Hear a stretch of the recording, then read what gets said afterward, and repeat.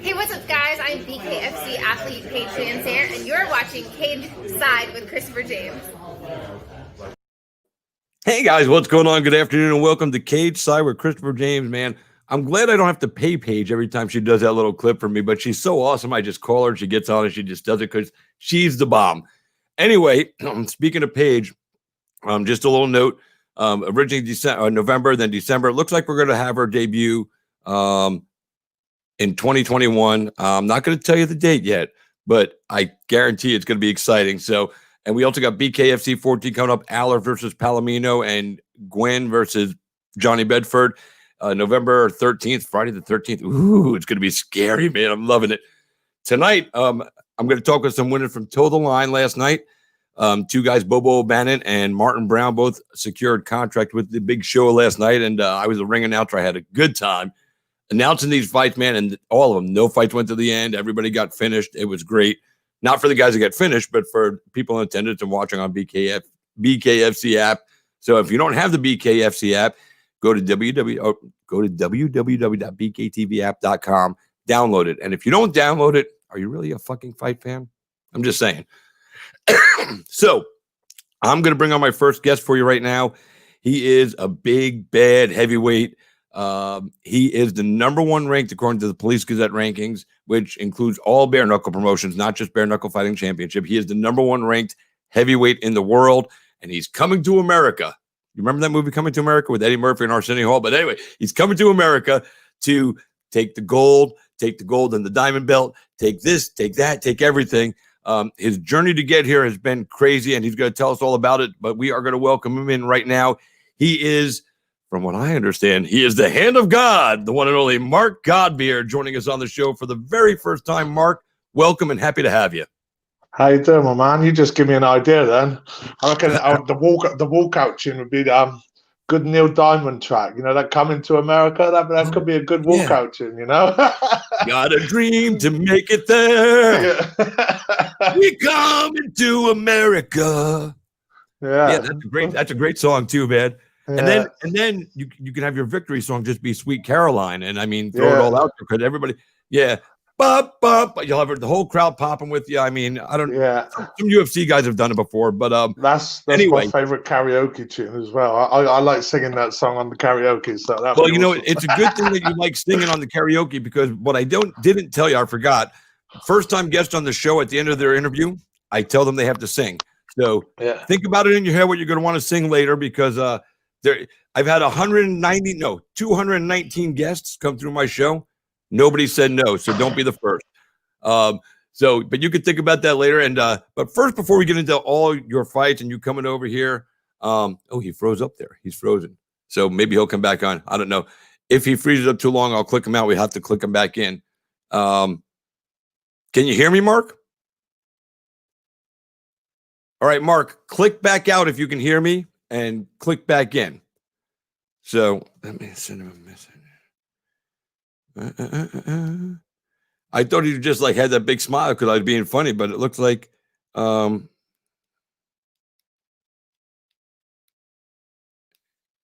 click. I'm sending him a message right now. There we go. All right, I think he got the message. So hopefully he'll get that there. I just sent it to him. Click out and click back in. But anyway, we're going to bring him in here, bring him back in just a second. Back. There he is. He's back. And I don't know what happened there, mate. It wouldn't be a podcast without one or two technical difficulties, would it? So, hey, listen, I like technical difficulties. They make things more interesting in life. Let's just be honest. So, you know, you're watching a fight. Like I got UFC fights over here on my screen because they're over in Abu Dhabi. So anyway, Mark is going to be coming to the States here. He's got a long journey. He's got to go to Abu Dhabi. He's got to quarantine over there, and then he's got to come here to the States. What I want to know from you is, especially because of all the travel stuff you're going to have to deal with, how has COVID affected your daily life? I mean, not just to get here to the America for this particular time, but just in general, has it affected? Because different countries, different athletes I've spoken to, they have, different takes on what's affected in their lives. And some people have had it really hard and some people not so much. So give me your take just on daily life. Tell us about a day in the life of Mark Godbeer prior to the COVID and since the COVID. So prior to the COVID, everything from my point of view, everything. I hit a point in my career just before the COVID where everything was blowing up. You know, I come away from MMA. I started bare-knuckle boxing. I fought one of the best guys in the UK, Mickey Parker, beat him, won the British title, and then from that I got called up from Ken Shamrock, and I think Alistair Overeem I'd done a load of training with Alistair Overeem over in Thailand, and then this big tournament come up with the likes of Ken Shamrock was running it and stuff, and obviously Alistair trained with me. I was sparring with him daily on a daily basis, and that they sort of asked him who if he had anyone that was willing to jump in or anyone he could recommend. He recommended me, so props to him. Then I moved on to the Valor heavyweight tournament, 2 fights in one night against two top strikers. Without being big-headed, I walked through those guys. Two top what? What were they called? Strikers. Oh, I thought you said strokers. I was like, oh my God. So it was Mighty Mo and Jack May, and I walked through those guys in one night, 2 fights, one night, and I was really in a good place. My head was in a good place, and I felt like I found my niche. I was like, do you know what? There's no wrestling, no BJJ. I'm a British guy. I love to stand and bang. This sport is me. Fucking, let's do this. And everything just blew up. And then all of a sudden, obviously, Valor run into a few difficulties. So then Valor were lucky enough to release me. They released me and said, look, we're not going to hold you back with your career. And then David Feldman got a hold of me, and he said, look, we want you. We've seen you fight. You're a beast. You're a 2-time champion now. You're the Valor champion. You're the British BKB champion. I think it's only fair that we line you up with our heavyweight champion, Joey Beltran. So it was brilliant. It was all going ahead. Everything was going ahead. I was about 8 weeks into my training camp with my first fight that was set up with Joey Beltran, and then boom, this common code kicked in and put the world to a wreck. Put the world on a halt, on standby, and then. From there, it wasn't just the fights that got cancelled. The gyms got shut. Everything shut. We got locked down here in the UK. Everything got locked down in the UK. And, things just started to spiral then, if I'm honest with you. I went from having a big purpose in my life, a great purpose. I had everything to live for. Everything was going great. My life was going great. And then literally overnight, it just went boom, and everything was just taken away. It was just taken away, And it did hit me hard a little bit, if I'm honest with you. It did hit me hard, I spent 12 years of my life for training like every day as a professional, and to hit this point where I'm at now, thank God it's coming back around. But to hit this point where I felt like this was my time now. This was my time to finally start getting these big fights, start getting my retirement money ready for when I finish. Everything I've dedicated my life to, this is it. It's here. And then it was just, like I said, it was just taken away. And I think from a fighter's perspective, I think every fighter knows this. There's a reason why we fight. And the reason why we fight is because we sort of have to, we need focus, we need drive, we need everything. And then this COVID just took it all away. So, and I think, there's a lot of fighters, they still carried on training, still dedicated, but deep down, I think every one of us fighters went through the mill with this COVID. We went through the flipping mill of it. It was tough times, mate, tough times. And it's like me now, I've had 5 fights cancelled since this COVID's come about, and for me as well, I'm a full-time professional fighter. So my job is fighting. I've got 4 beautiful daughters. If I haven't got my fights lined up, I've got no money. I've got, you Right. know, and you know, a lot of people in the UK, the government sort of bailed them out and stuff. They bailed them out with loans, and if you're self-employed, you've got, you know, 80% of the wages paid, all that lot. But me myself, I wasn't entitled to nothing because the last God knows how many years, all of my money has been earned in the likes of America and stuff. I paid the American taxes and stuff like that, so I wasn't entitled to, you know, I wasn't Nothing. entitled to the sort of benefits that the Your country said, fuck you. fuck you, yeah, pretty much, yeah. So yeah, so That's not cool because you could kick their ass. yeah. But yeah, that's the thing of it. So yeah, and do I be open and honest? Yeah, I think I need to be because you know, it affected me bad, and not just my you know, it affected my mental state as well. It really did. Absolutely. Like I went right downhill. I like, you know, Yeah, when 'cause I had nothing left.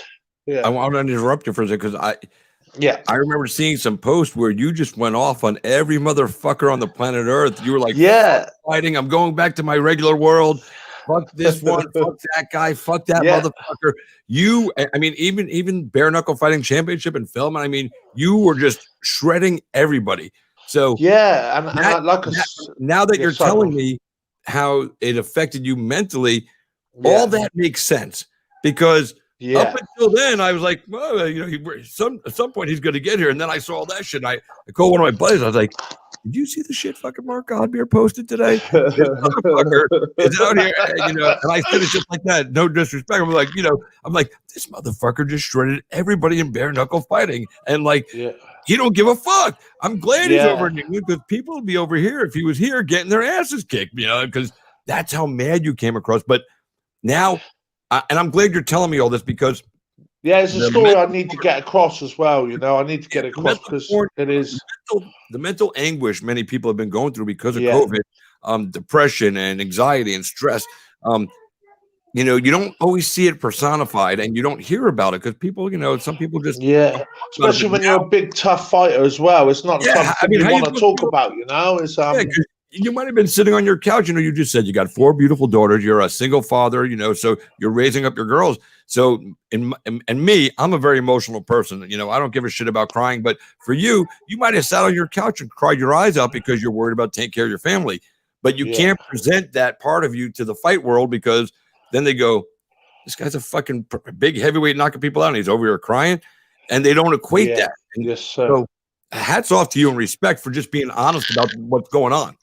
Yeah, so you know, we'll keep touching on that story. So yeah, it got to the point where I suppose I did sort of have mental issues. You know, I had everything taken away from me, no money to sort of, you know, to support people around me. And like you said as well, yeah, I went off on one, and a few, and don't get me wrong, there's a lot of people that needed telling, so to speak, but there was also a lot of people I upset that were probably good for me. I almost bit the hand that fed me, you know. So I almost bit the hand that fed me, but luckily enough, you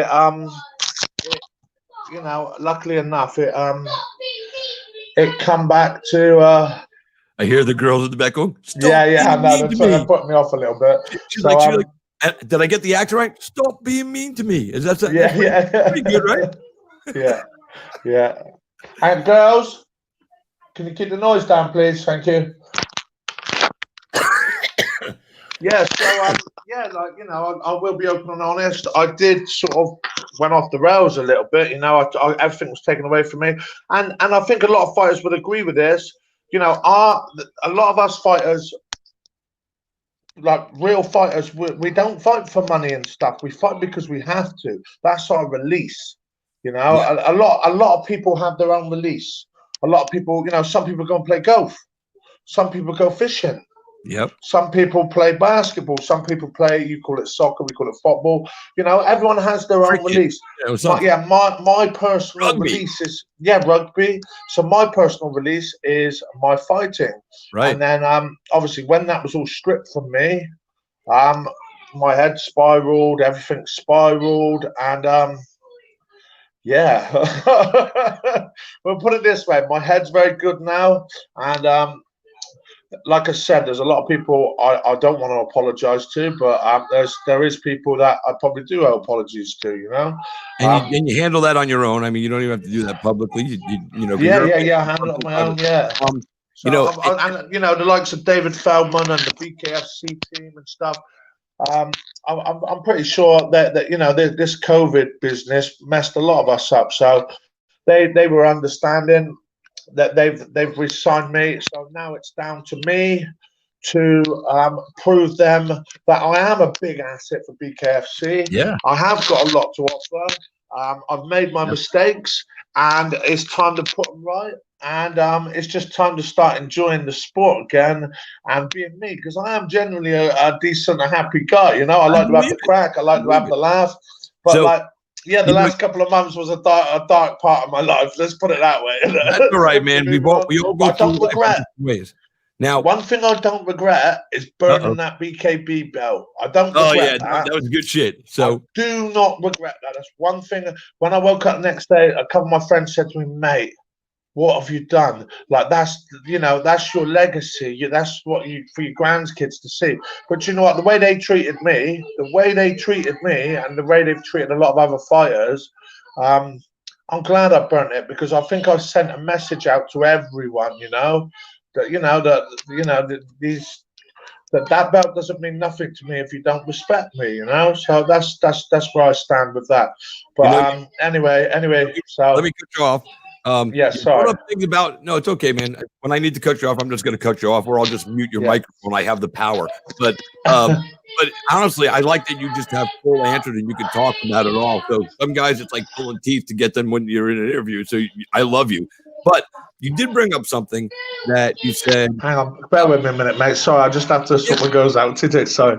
Go deal with the girls. He told me before that might have to go deal with the daughters there because he's got all of them at the house, and he's a single dad. So, man, if I was a little kid, man, I'd scare shit out of me if that was my dad. Although he'd be nice to me, I'd still, big giant man. Sorry, my guys. God, that's my dad. Holy shit. So you brought up, that the fighters have this, and some of them don't do it just for the money. It's about something else for them. And the reason I ask you that, because Lance Palmer won the PFL tournament, $1 million, 2 years in a row. So he's got $2 million plus the other money that leads up to those. So he's probably made nearly $3 million in the last 2 seasons of PFL. And he's now suing PFL because they've taken a year off. And none of these guys can fight. And some of them have been offered fights in other organizations, and they're not being allowed to because of the contract. So he started a class action lawsuit. And so and I just brought that up to reiterate the point that you made. It's not just about the money. I mean, don't get me wrong. You want to get paid, but there's more to it. I just wanted to back that point up by telling the guys, about Lance Palmer, because, he's got $3 million, and who knows how smart he is with his money. I'm guessing, though, he's pretty smart. He's a very level-headed guy. So he's probably got all the ducks in a row, crossed all the T's, dotted all the I's, put the money in the right spot. So it's not like he's hurting for money, but he just wants to fight. He needs that in his life. So I totally get it. Now, the rankings came out the other day, Police Gazette rankings. You are ranked number 1, as I alluded to at the beginning of this when I introduced you so grandly, I might add. And Joey Beltran is the guy at top. He had a fight a couple weeks ago against Marcel Stamps, and he was losing that fight. He lost the first 3 rounds, 30-27, 30-27, 30-27, and 29-28. But Stamps seemed to have gassed out. He definitely broke his hands. I talked to him after the fight. He definitely has some damage. He broke his hands, but he was besting the best heavyweight out there. You know what I'm saying? And he's a 185, 205 kind of guy. He came all the way up. And you got to respect that. Somebody said, well, he shouldn't have been there. And I said, well, he was beating the champ for 3 rounds. So that says to me that he absolutely belonged in that fight, And if it was a 3-round title fight, it was over. He's the new champion. I mean, that's it. But he didn't. So Beltran, again, remains on top of the division. He has the bare-knuckle fighting championship heavyweight belt, and he has the Police Gazette diamond belt, which is been around since the 1800s. I mean, there's so much history and nostalgia with that belt. I believe it's the longest most recognized belt in circulation today. Is that correct? Well, I have to disagree with that statement a little bit as the most recognized belt, because everybody that doesn't know about bare knuckle. I would still say regular boxing heavyweight belts. I mean, the heavyweight champion of the world. People aren't going to go to Joey Beltran. When you ask people who the heavyweight champion of the world is, it's going to be Stipe Miocic and fuck, I don't remember the other guy's name. God damn it. Yeah. Boxer. Who's the heavyweight champ? Tyson Fury. Thank you. The Gypsy King. I'm a big fan of the Gypsy King. And Stipe Miocic. After that, nobody talks about. So it's the most nostalgic belt, there's no doubt, and it's the most tenured belt. It's been around longer than all of them. As bare knuckle fighting continues to go on, it may just one day be, when people say who's the heavyweight champion, and they'll be like, the UFC guy, the WBO, WBC guy, and then the Police Gazette guy. And whoever that may be. It could be you, it could be Beltran. If I put on enough weight, it could be me. Who the fuck knows? I fight dirty. I would have to fight an MMA because, I'd have to. If I was going to be an MMA fighter, I told somebody one day, they go, how would you fight? I said, the first thing I would do in the first 30 seconds, I'd fucking kick you in the nuts, get a warning, and then I'd poke you in the eye, get another warning. And then I would beat you up because you'd be all fucked up with your nuts in your eyes. And then I can kick your ass. Yeah. That's a good game plan. I don't care. It sounds like you've had a couple of scraps on the street before. Well, I was born in Brooklyn. I grew up in New York, and then when I moved to Florida, you have to. When I moved to Florida, people tried me. Like, oh, yeah. So you have to, and I'm small, and so I got my ass kicked a number of times, and I kicked some ass a number of times. It's back and forth. I realized that my best gift was the mouth and not these. So now I do that. So you're coming over. Godbeer versus Beltran is the fight I think most people want to see. Is that the first fight you want, or do you want to come over and fight somebody else first? And you rank number one, Police Gazette belt, so that belt will be on the line. So in theory, you don't have to. The Police Gazette sanctions you as number one, which means like if they follow the rule of boxing, you get the shot. That's it. There's no contesting that. It's not like in the UFC where it go, oh, well, you know what? Let me give this guy down here a title fight, So yeah. And you know all about that too.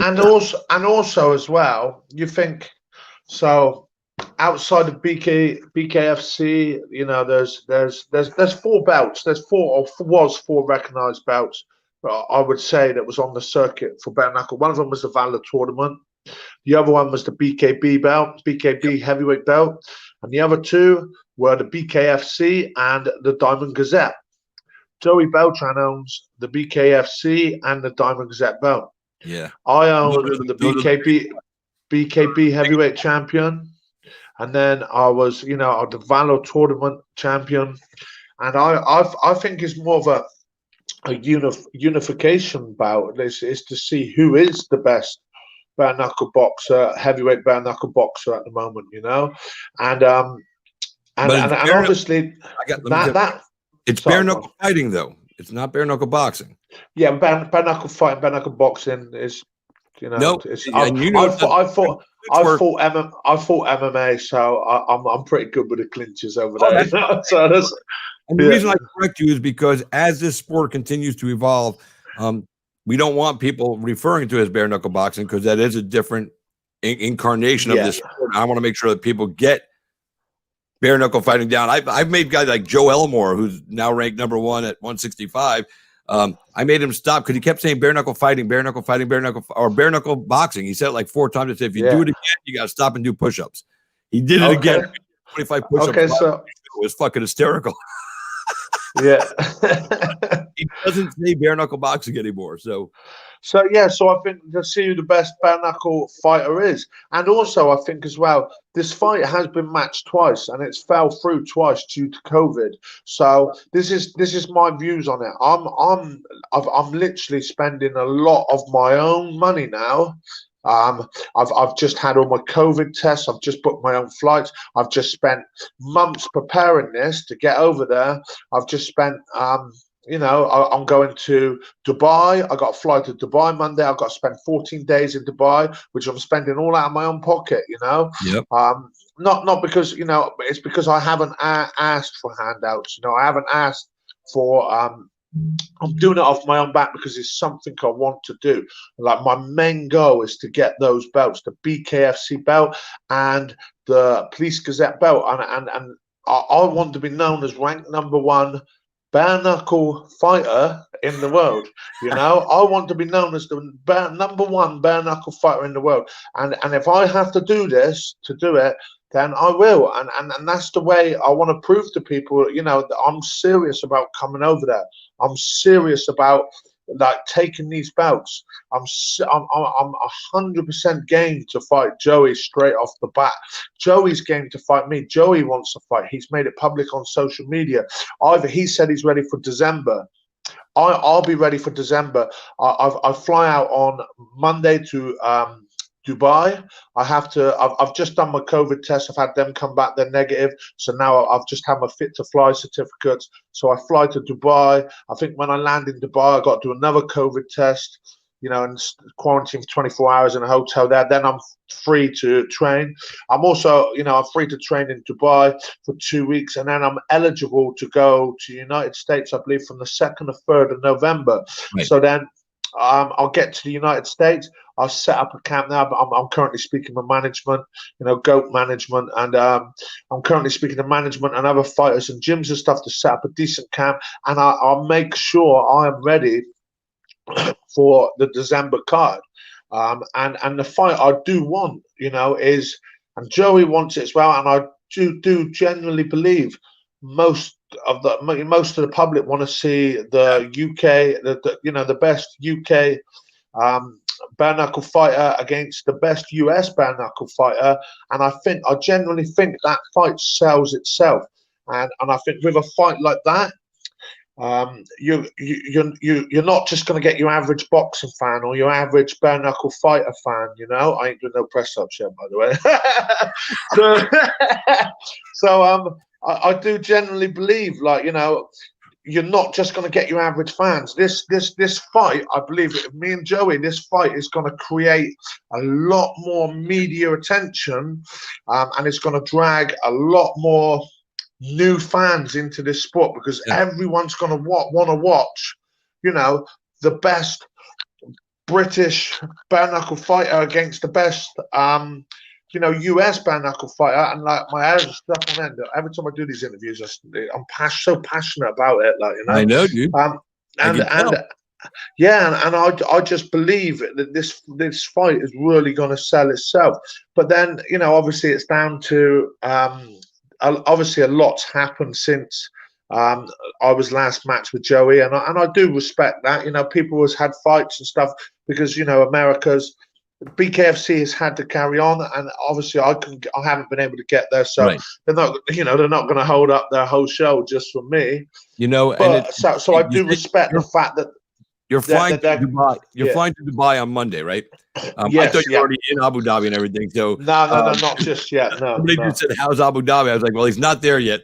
But I'm sitting there, and my brain starts running when I hear certain things, and it would have been cool if you could have gone on to somebody's fight team, for these UFC shows, and then you got your trip paid over there. They would have expedited the COVID shit for you. Would have been in Abu Dhabi on Fight Island, chilling out. You could have went right to the States. It would have been perfect, dude. So next time, if you have to do this again, they're still doing that, man. You come over and get on a fight camp with somebody in the UFC, work their corner, do whatever you do, and get them to pay the freight so you can come over here and beat up somebody in bare knuckle. My buddy Eric Baker, he's a boxer and an actor, and he said you should come down to Pensacola, Florida, and train them hands with Roy Jones Jr. Justin Sims, he said Mark Godbeer is the best heavyweight in bare knuckle, hands down. Nice. He also said he wants to meet you in person one day. He's a video production guy for Titan Fighting over here. Okay. He says, and he also he goes, I'm not the average fan, and Mark and BKFC has me stoked. Your manager Scott Farley says, yes, Pensacola. And I know Scott really well. Let's see. Any other comments up here that I want to pass on? Nope, The good thing is I've noticed as well is how much support I've had from you US guys as well. It's been like brilliant, you know. The we're all support in, I've had dude. from We're the all in. US fans. We're ready. Is like, yeah, everyone I spoke to just seems so pumped to get us over. And also as well, and I never mentioned, I forgot to mention this. I'm actually going out with Tyler Goodjohn. So I fly out Monday with Tyler Goodjohn. Me and Tyler are doing this together. You know, we're getting out there together. It's funny that you mentioned, because I heard a rumor that you and him are kind of, because he went with one management company and you went with a different management company. Are you and him good? Yeah, we're cool. We're cool. Okay. Me and Tyler are cool. And we both, and you know, we both sat down the other day. And if I keep saying not to be big-headed, but like, you know, we're both big prospects in coming over from the UK to the BKFC. So it's probably, we sat down and we said, it's probably maybe it's a good thing that we both have got separate management companies, because at least then there's no conflict of interest. You know what I mean? There's no like, well, he's doing a lot more for you than what he is for me, and you know, and so forth. So it's actually worked out pretty well. And I sat down I sat down, talked to Tyler. We both said, you know, this is the way we were going to do it. Tyler said, I'm sticking with these guys. Obviously I'm with Goat Management now, and I think in the long run it's probably a better thing, because like I said, there's no you know, this guy's doing more, like I've repeated myself now, but you know, there's no conflict of interest. Tyler's management's doing everything for him. My management's doing everything for me. You know, there's none of this like, well, hang on a minute, he's getting you this, and this, I'm not getting that, you know. So so straight off the bat, there's no conflict of interest. But one thing we are is we're both British, and when it comes down to it, we're both going to stick by each other, because we are in essence Team Britain. We're coming over from Britain as the Team Britain. We are the British invasion. So outside of business, management, money, and stuff like that, you know, we are a team. As simple as that. We're a team. We're Team Britain, and we're coming over. And our journey starts Monday. All right. So let me see if this. I got to put something up here on the screen. Hang on a sec. I got to show you this because just because I have to. So let me get this pulled up here.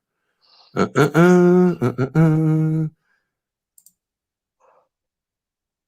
on, damn it.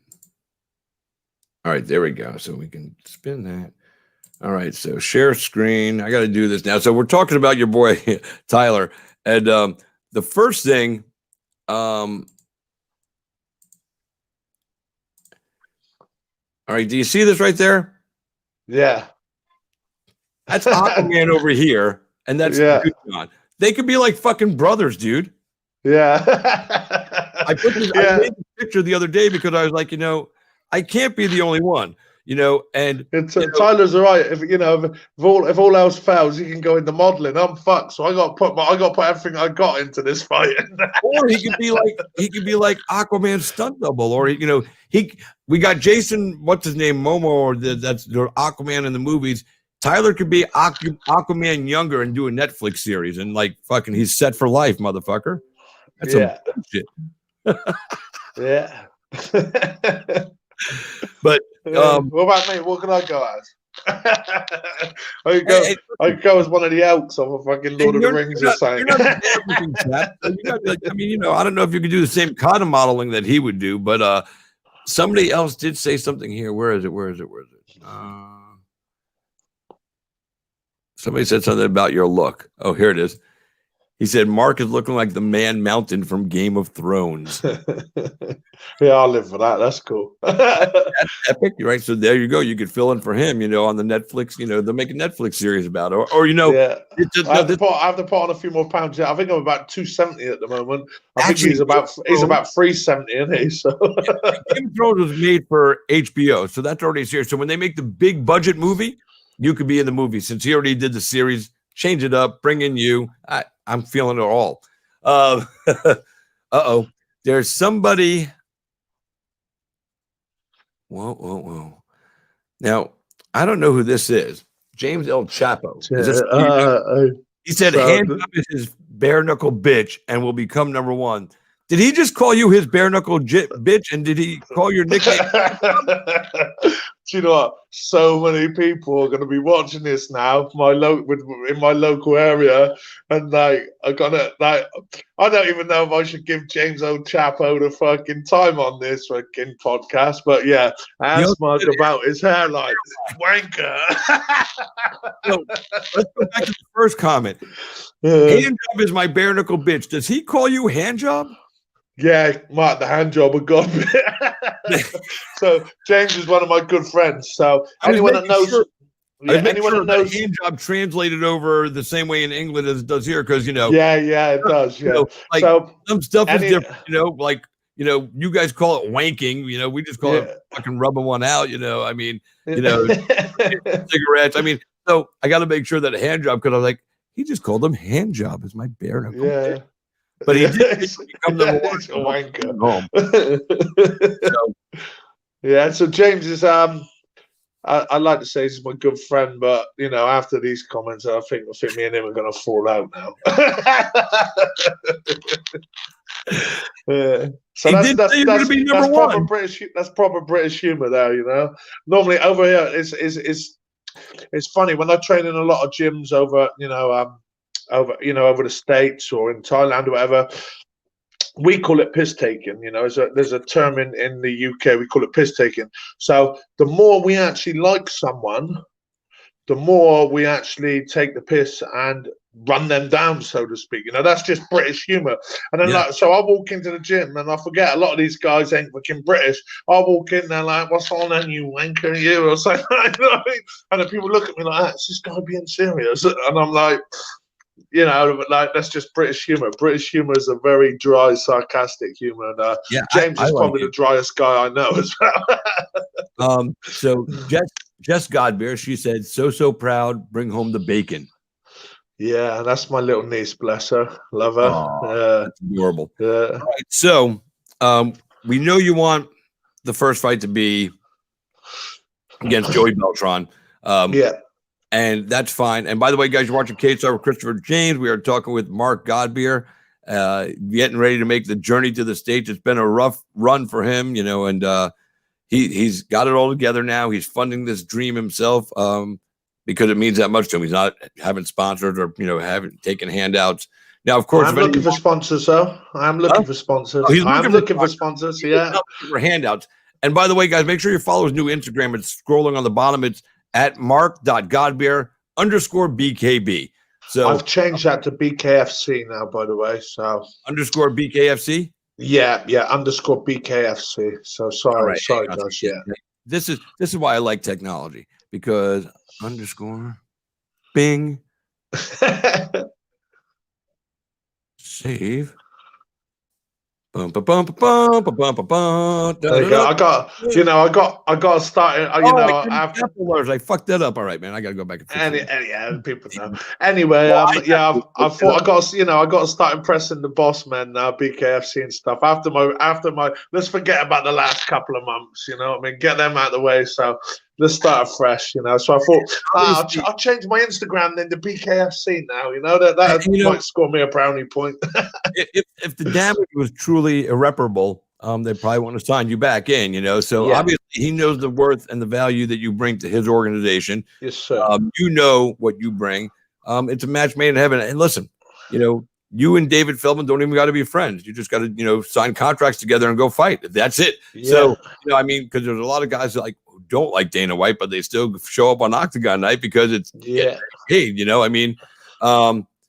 if anybody wants to sponsor Mr. Godbeer, says Scott Farley message, follow him on Facebook and all that stuff.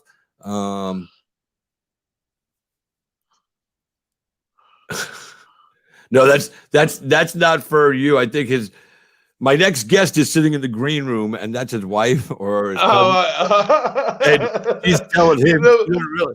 He can't even see that right now. Or maybe he can. I don't know. But he's sitting in the studio in the green room. So actually, the funny thing is with that, I get before I do a podcast, I get so paranoid about having boogers or something up my nose. So I have a good clean out before I get on. Listen, dude, I got mine right here, bro. We're all about that. So I really enjoyed talking with you, dude, and I hope we get to do this Yeah. more. I'm glad your manager reached out to me and told me, "Hey, man, you want to have him on?" I was like, "Fuck yeah, I want to have him on, dude." Duh. Yeah. I mean, you didn't have to ask me twice. You could have just said, "Hey, Mark's coming on your show." I said, "All right, man, that's fucking cool." I don't let people tell me what they're doing, but if he had said that, I would have been, "All right, that's cool." So now, before you sing, because that's the next part of this thing that's coming up. I'm not singing. Oh, you gotta sing, bro. No, I can't sing. I got I normally have a few beers before I sing. You know what I mean? I'm a British guy. You know, chuck Okay. a few pints down my neck, and I'll sing for days. Just give me a little bit of the Sweet Caroline, the one you said you like to sing at karaoke. Come on. You're gonna put me right on the spot now. Absolutely, dude. Listen, do it. Let me tell you why I do this. Yeah. The fans in MMA and now bare knuckle fighting really like to see different aspects of their fighters. This is a sport where we as media and fans get more access. And when you do things like this and you step out of your comfort zone, you're just trying to rope me in now. Proven it by doing it, over 220 times. Hands, touching hands, reaching out, touching me, touching you. Come on, do it with me. Sweet Caroline. Good times never seem so good. All right, we did it, man. That's awesome. Now, what I like to do at the end of my interview, I'm talking with somebody, especially if it's somebody that you're going to run across, whether you fight this person or you don't fight this person. I don't know if you guys have ever met, but my next guest fought last night at Toe the Line. The main event against Mike Kyle. You know who Mike Kyle is, and he made Mike Kyle retire on the stool.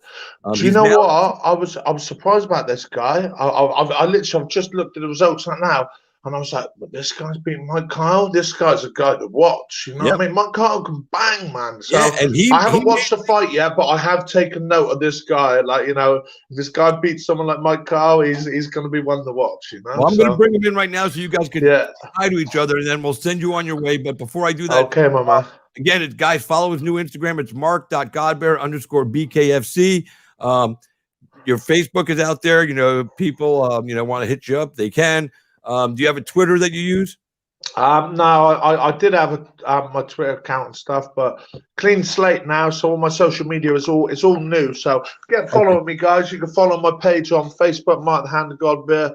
Obviously my Instagram, Mark.Godbeer _BKFC and just give it a like and follow my career. So like I said, all my social media, it's a fresh start for me now. My head's in the right place, so a whole fresh start, whole new social media platform. So let's start from the beginning and build ourselves back up to the top again. And we're going to welcome in that's heavyweight. He fought last night at Toe the Line Fight Series. Oh, lovely. There, because I was bringing out the last night. He went out there and he beat Mike Kyle, beat him on the stool. Bobo O'Bannon, welcome, my friend. Thank you, sir. And brother. How y'all doing? Mark meet Bobo, Bobo meet Mark. How you doing, brother? Hello, you Mark. good? Hi, Well done. I'm Congratulations on your win, my man. Congratulations. You. You're a man to watch now. You know that, don't you? You're a man to watch now. Sir. Yes, sir. Yeah. Now the fun begins now, mate. Yeah, That's nice. right. Nice. That's right. Yes, sir. So it also makes you look more pretty as well, bare knuckle fighting, doesn't it? Right. You're making Mark feel real good right now because he was getting better. Right now, Bobo, you the ugliest motherfucker on the show right now, bro. Thank you. Thank you. Yeah, but these are war wounds. So war wounds are attractive in themselves, isn't they? That's the thing, Right. The chicks love a war wound. Bobo, I know you were listening off the air before I brought you in about what Mark was saying about you. What does it mean to you when a guy of Mark's stature in combat sports overall, but particularly in bare knuckle fighting, when he gives you that kind of high complimentary statement? Man, hey, random people here and there can give us compliments, but whenever it's one another that gives it, can you hear me? Yeah, Yes, we can hear sir. you. Okay, Yeah. okay. I'm sorry. I'm making sure. But random people off the streets and just random people that don't fight, man, they can give us compliments. Yeah, that's cool. That's awesome. You old bud or old person down the road right there gives you a compliment. Yeah, cool, man, awesome, thank you. But Mate, it makes all of this worthwhile, doesn't it? Yeah, you know yeah, what I mean? right. And it does as well, doesn't it? Yeah. But think about this. Think about this. Another side thing. When you have a man that's in the game, that's like for real in the game, in the shot of things, that gives you a compliment, that goes far. It's big. It's big. That's like to me, that would be as one of the top guys in the game. Someone that you've been watching on YouTube, that you've been paying attention to, that you've seen out and about, and they give you a compliment. It's like, oh man, hey, it's real. That's you now, brother. That's you Yes, now. sir. You know what I mean? Yes, People got to yes, be sir. paying attention and watching you now. You Hey, know, Mark, so so, yeah. hey, Bobo, Mark, so your buddy James El Chapo, that I don't know you. Oh God. You sometimes, when you guys talk shit about each other, one of the terms you call it, you're such a fucking wanker. So, and the way you were speaking about him made me feel like you thought he was a wanker. But look what he did. He put up a nice comment about Bobo. Goes, well done, Bobo, top man. That's cool. Sir. Yeah, that's James all over, mate. Art gold comes across really cold. Billy O'Bannon. She said, "Boy, you ugly." That's for Bobo. My God, I hate. That's my wife. Godbeer, that's my wife. Tell her how big of a piece of crap she is, please. Oh no, One mate! time. Listen, I'm gonna have to meet her one day. She's gonna give me a slap. So no. Hey, Mark. she won't. Mark, you have no idea. I had Bobo on before the fight a couple weeks ago, and his family, man, they are relentless, dude. They shred him. His wife was shredding him, and then she back and forth. These two are funny, dude. I'm pretty sure now. Yeah, I'm pretty sure now. Obviously, because this is the first time I've been on this show, so now I think now a lot of people know it's live. Maybe next time you get me on, I'm pretty sure I'm going to get roasted now because people have been tuning in on purpose to roast me.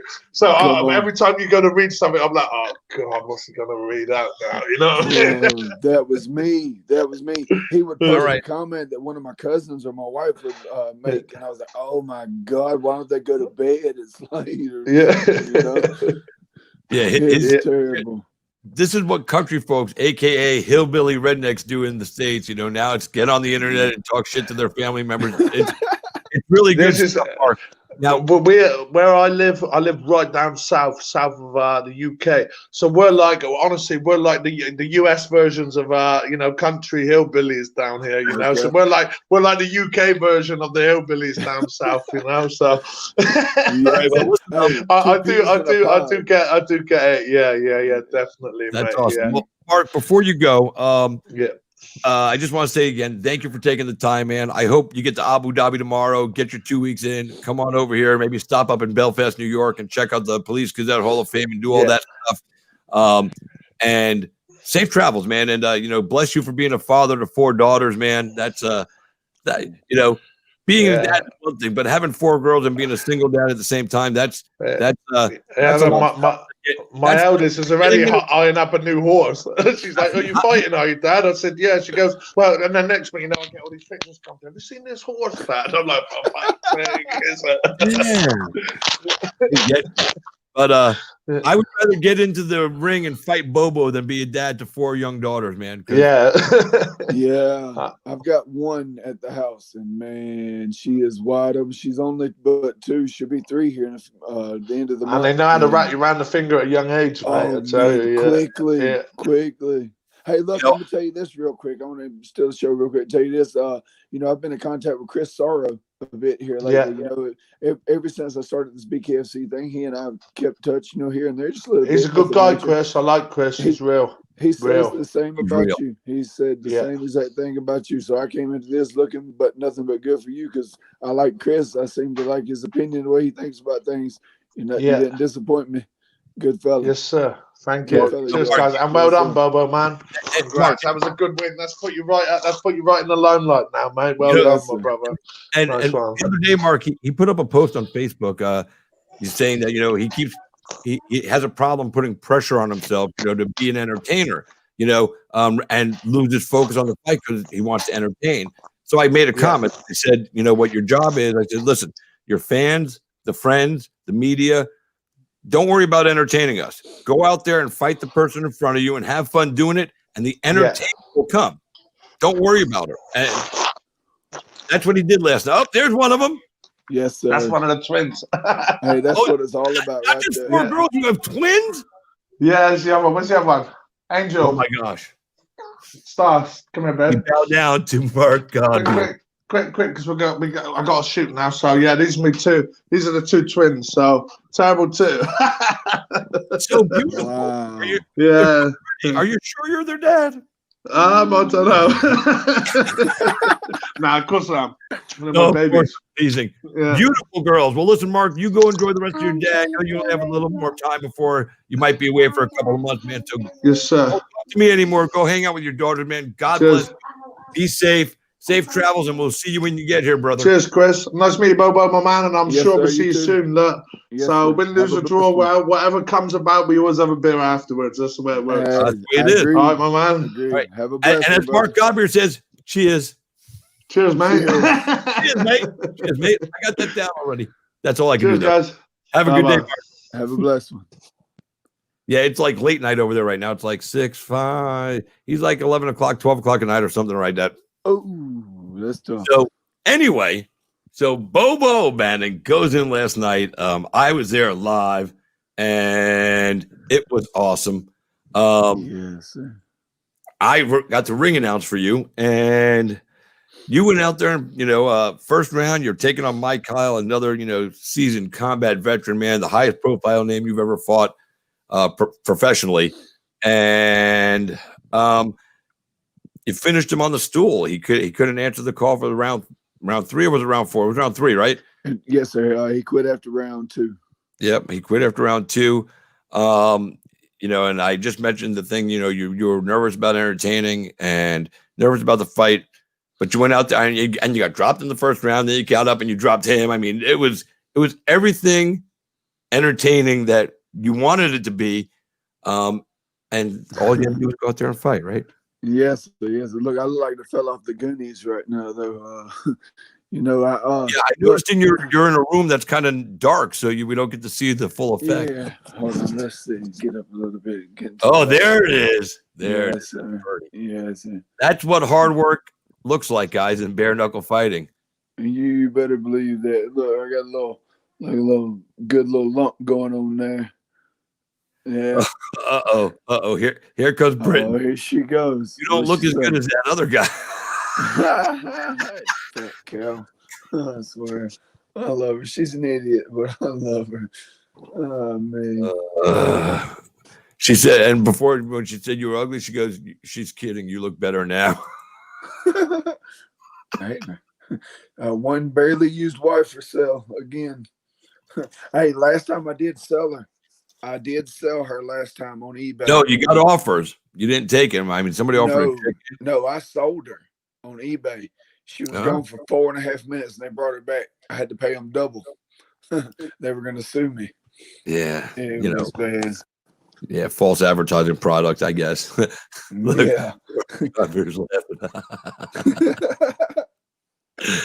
I'm telling you, Mark, his wife takes shots at him all day, and Bobo just eats it up, man. So we might have to do it. What we should do like a reality show with you and your wife and let you guys fight bare knuckle each other, or something. No, she's got all them heart diseases and everything. She's probably like, I know, two swings in, she's out cold. Like, I don't even do anything. She just punches herself out. I think you'd be out cold, man. I think you'd take the first shot and you'd go down. Well, I have no doubts. I'm not arguing with that one. She said, "Keep talking about you. Love this fat cow. Go straight back to me ASAP." Oh, she's right. She's definitely right about that. She said, "I got a cane now, so I can take you."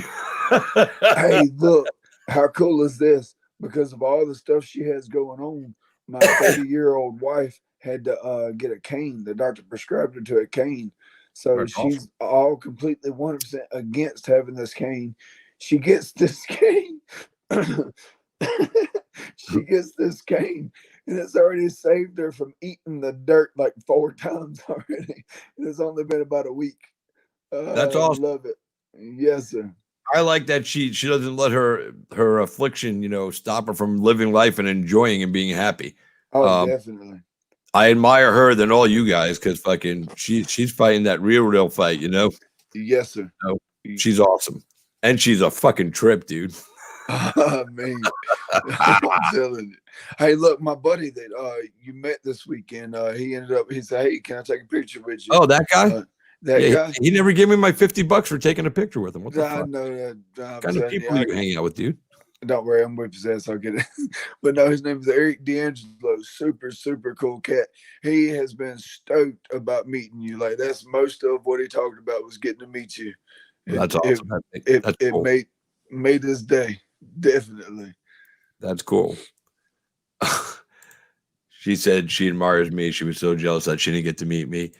And he rubbed it in my face. Look, Brayden, don't tell me about what happened in the bedroom after Bobo got home. I don't want to know that shit. Oh, she kisses and tells. I don't. Oh man, I gotta do something with her.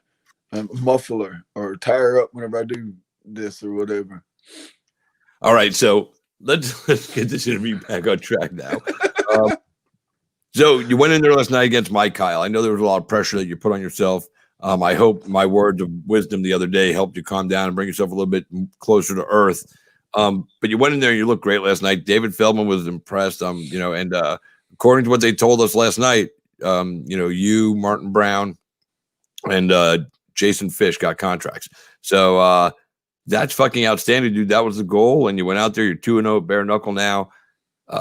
You're getting a contract to bare knuckle fighting championship, probably be a 3-fight deal. I think that's what they're offering the guys. Awesome.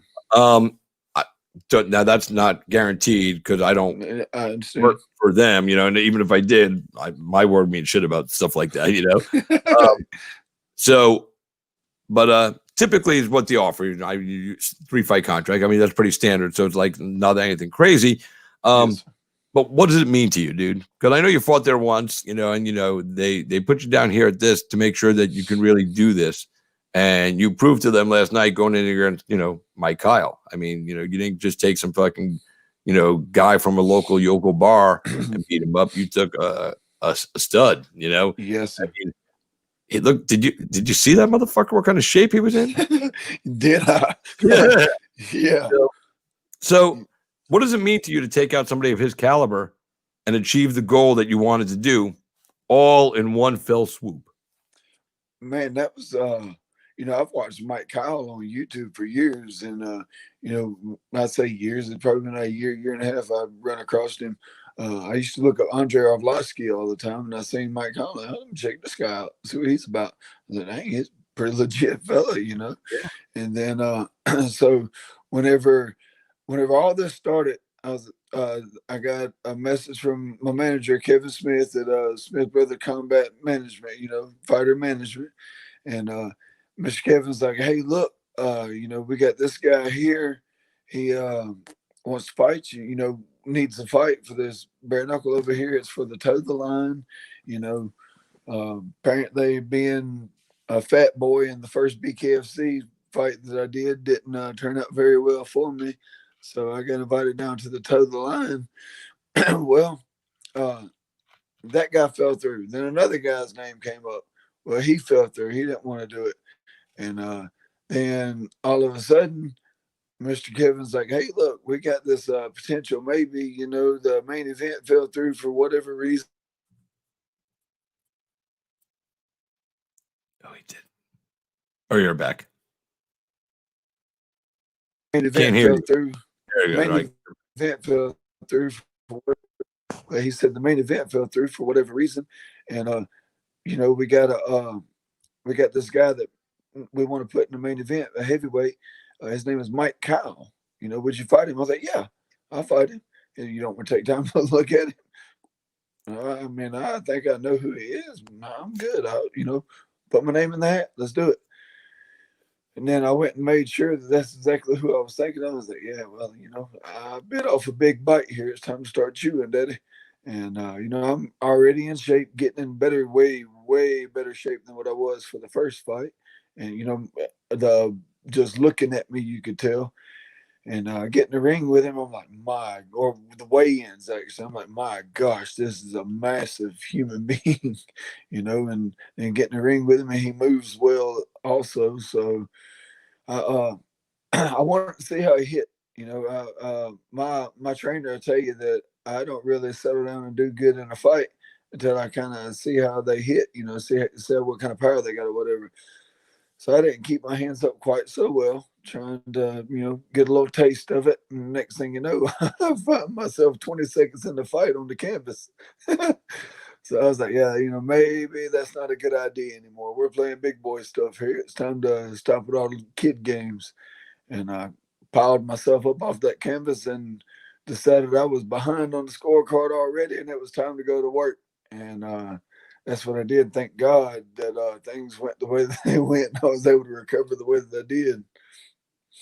Yeah, you did a good job with that recovery because, we saw you go down, and I was sitting there ringside, and somebody was sitting next to me. They're like, uh-oh. And, I watched you for a second. I was like, all right, he's fine. He's going to get up. He's going to get up, not in a cheering fashion, because at fights, I don't cheer for you guys, especially if I'm announcing. I just, but I do get excited, so I'm like, he's going to get up. He's good. And then you got up. I was like, all right, this is cool.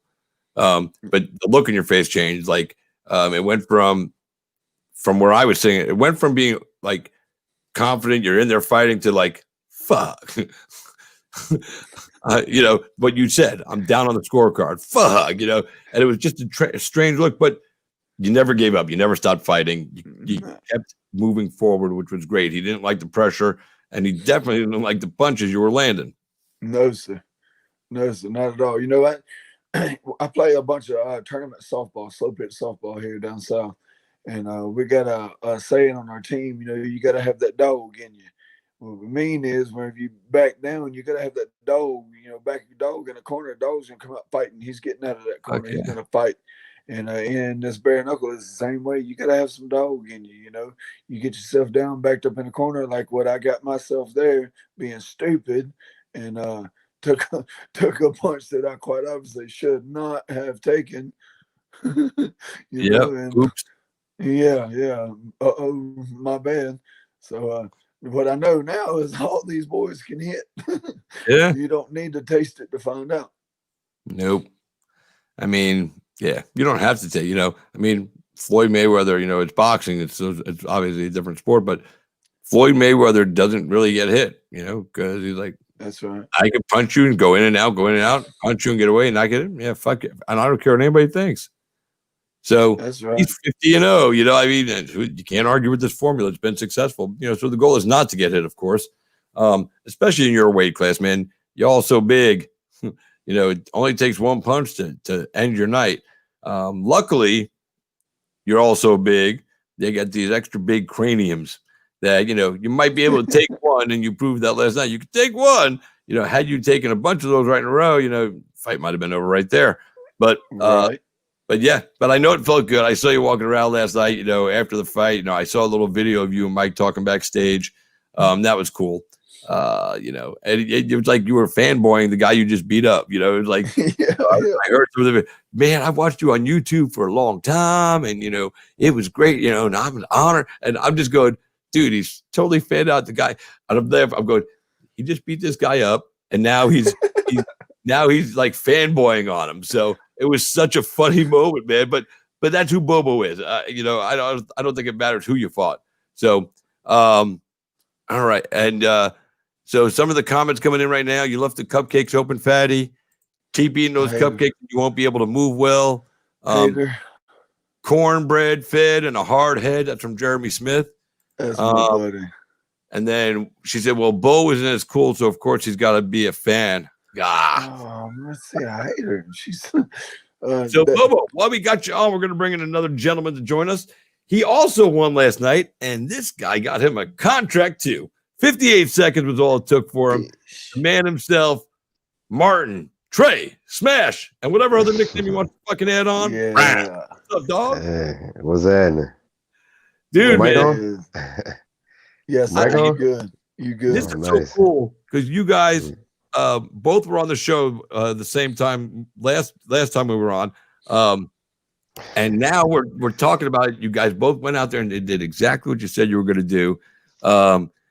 You won, So before we let Bobo jump on out, I know you were there after your fight, Martin. Give us your take on watching Bobo go in there and take out a guy that's so seasoned like Mike Kyle, man. I mean, that's a tall order. I didn't even get to watch much of it, man. I saw I was back there with him. He was like getting his hands wrapped when I was getting my hands wrapped. So his fight was one of the ones I wanted to see. Because there was a lot of commotion in the back. So I was like, all right, we're gonna see it. And but when I got out, it was like a shit ton of interviews and I know. ton of pictures, and the whole crowd came. And then it's hard when people bought tables and they're like, hey man, can I take a picture? No, man, I'm trying to watch Bobo fight. It ain't a good look. Well, maybe you guys will both get fights on the same bare-knuckle fight card. You'll both jump up to the big show because contracts are floating around. Bobo, did you see his fight? I did not get to. I believe I was backstage still getting ready while you was throwing down. Let me ask you a next question. Do you guys both have the app downloaded and subscribed? Oh yeah.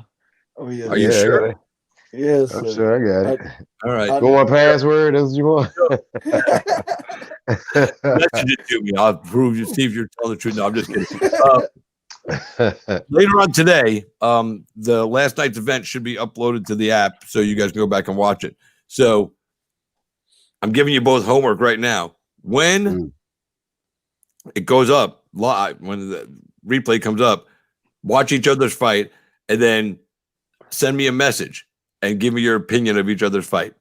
And then I'll share it with the public. We'll put out a news article about it on my website. Because I like when fighters talk about each other's fights. And I also like when I do it when, you're down in this lower weight class and Bobo up in that big heavyweight thing. Not saying that you guys wouldn't fight each other. I know Martin will fight anybody. It doesn't matter how big they are. But you guys aren't in the same class. So I like being able to have you guys evaluate each other without the prospect of actually fighting, unless Martin wants to get all big and, No, I saw there was one point in time I was walking by and they had an exchange. And then finally I said, man, if I go take a piss, nobody's going to see me. And then I'm going to slip back out. And when I came back out, I saw him go in the corner and I was like, fuck yeah, about to catch one more round. And he didn't come back out. It's like, what the fuck, man? I ain't even get to see the fight. All right, so let me rephrase the question for you then. Since you didn't get to see the fight, I know So yeah, I know who won, and I know he has the perfect Cinderella story. Everybody talking about it right now. Everybody's like, they said Bobo was not expected to win. And so Bobo, like for real, it just is just.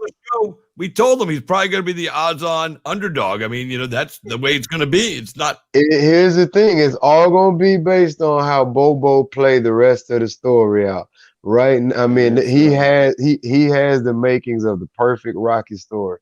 He is the underdog. He was bet against. He went out there, and then he didn't. He got dropped, got back up, and started back fighting. From what everybody else tells me. Yeah. And what I'm saying, he has the scars to prove it. So it's so many people who can identify with the story like that. So the rest is all on him. You know what I'm saying? He get the contract, he go in. Is he going? Is he gonna? You know what I'm saying? Lead the way for all the people who are underdogs in life. Yes. Yeah. Look, there's your wife again. She goes, he knew if he wouldn't have gotten back up, I would have dropped him when he got home. And then there's that. You can't win that one. His wife is harsh on him, Martin. His wife is harsh, man. She doesn't hold back. So, Yes, sir. all right. Well, listen, Bobo. Congratulations on all of it, dude. The whole experience. Getting the Cinderella story. And some people probably made some money on you last night because some people always like to bet on the underdog, dude. And I don't know what the odds were, but I'm guessing you were. It wasn't even. The odds were Was even. it? According to what I had 3 different people send me the Vegas because I had some partners that was wanting to bet on me. I already talked to them, give them a rundown of my game plan, and I had some big money people wanting to put some money on it, and thinking it was going to be big odds against me. It was even Vegas betting odds. Wow, that's impressive. I didn't expect that. We talked about it. I figured you're going to be. I honestly thought you were going to be like a plus 350 underdog. I was hoping I was going to make some money too. You enjoyed the rest of the day, man. Enjoy that victory. You went out there and worked hard. You did exactly what you wanted to do. You took on a high-profile name who was trying to walk into what's now Bobo's world, bare-knuckle fighting. Right. Bobo's world. We got a whole new reality show, Bobo's world. We're going to do that. Yeah, that's right. But you've got everything going forward in the right direction. And what Martin says is right. It's all you play the next chapter of this story. And, maybe reach out to Martin. I think he got some advice for you, man, out of, Rocky. Yeah, I'm be sitting back watching, you know what I'm saying? The rest of these pages is blank, so he got to fill it out. Yes, sir. Yep. So, anything you want to say before we dip you out here? Hard work. Yes, sir. Sir? Yes, sir. Any last words before you head on back, to go get abused by your wife? Oh, she's finna kill me. But look, no, I mean, you said that this is my Cinderella story. It's up to me to write the rest of the story. You're right. It's nothing but hard work from here on out. And it don't matter how much I look like I'm at the top of the mountain. I'm still climbing. I can still go higher. Guys got me on a mission here. Our kids need positive role models to look up to, and think about all these people in these positions that our children look up to, man. It's kind of sad, but the role models are set for them what they see as a normal example, And I just, hey man, look, I try to be as humble as I possibly can. I just want to be the guy that can get there that maybe our kids can look up to and be a positive role model for you, So nice. that's what it's all about. God's blessed me on this. Ain't no way Bobo should have beat Mike Kyle. I mean, come on, let's think about that. You feel me? No way that little old country boy from the South Mississippi should have beat no Mike. Oh, were you from Mississippi? Oh, yeah. I'm from Alabama. He lives in McLean, Mississippi. McLean, yes, sir. Yes, I'm from Vicksburg. Okay. Mississippi. Okay. And a Mississippi boy in the house. Mississippi rolling deep tonight, this motherfucker. That's right. South is in. That's right. I've only visited Mississippi. I got no other shit to say about Mississippi. Stay your ass in Florida. Leave my people alone. That's right. You have a wonderful night. Britton, you have a wonderful night. I'm proud for you and happy for your husband and your family. And God bless you, girl. And you're, like I said, you are an inspiration to me just for dealing with what you got to deal with on a daily basis. And I'm not talking about your affliction. I'm talking about having to deal with Bobo. So my heart's with you guys, man. Love you both, man. And we'll talk again soon, Bobo. Thank you, sir. Y'all have a blessed one. Hey, best of luck. You too, man. Always blessed. Right, I got man. Hey, man, I got to talk to you today. That's a blessing.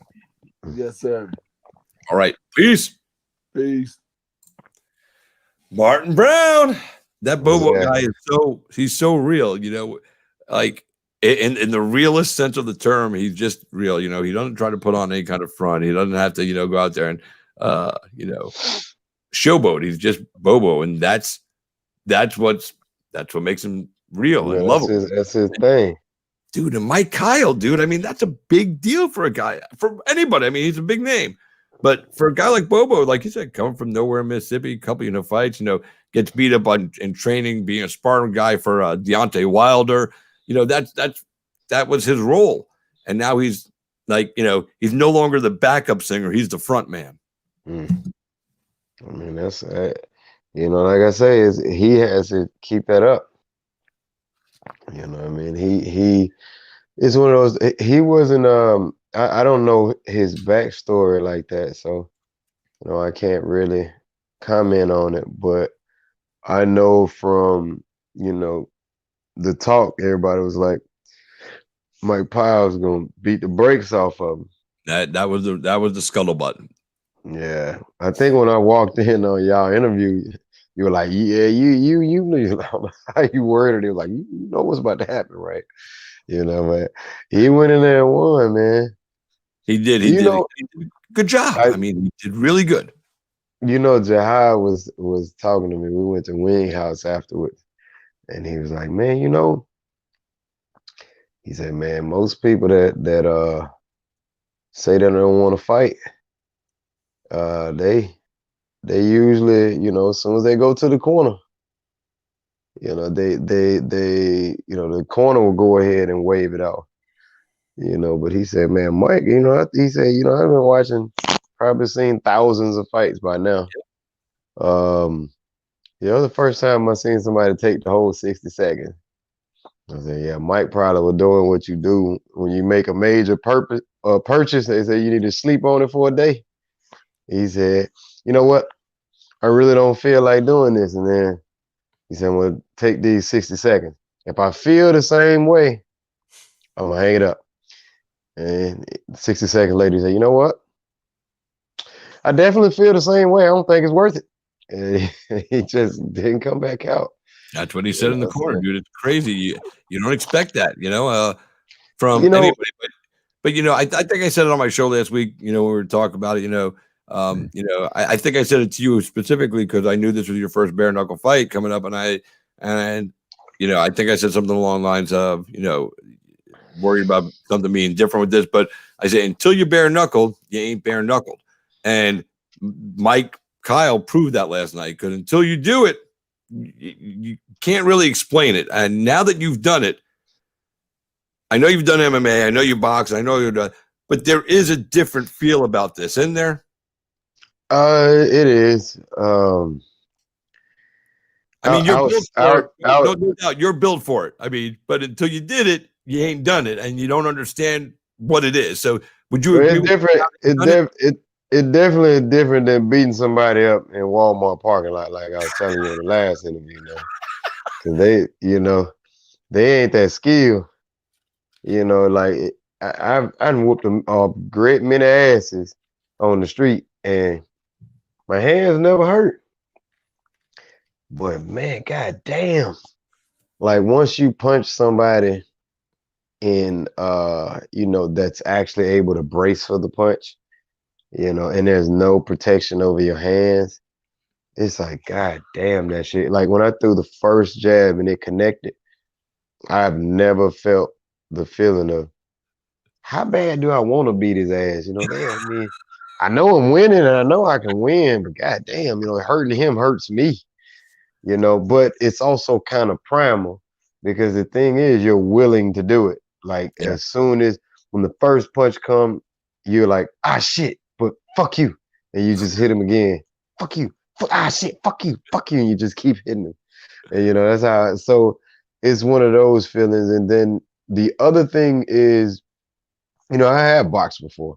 So right. I mean it's probably obvious when you see me in a fight. It's like the perfect blend of MMA and boxing. Because I give them enough excitement, but yet it's still not it's not reckless either. It's very cautious. I do adhere to the sciences of boxing, but I am a little bit savage, so I can satisfy the fans' bloodlust as well. But it is a different. I remember, when I boxed, we're on two separate sides of the ring, and in this, it's like total line. And I was like, God damn it, I hope you don't swing first.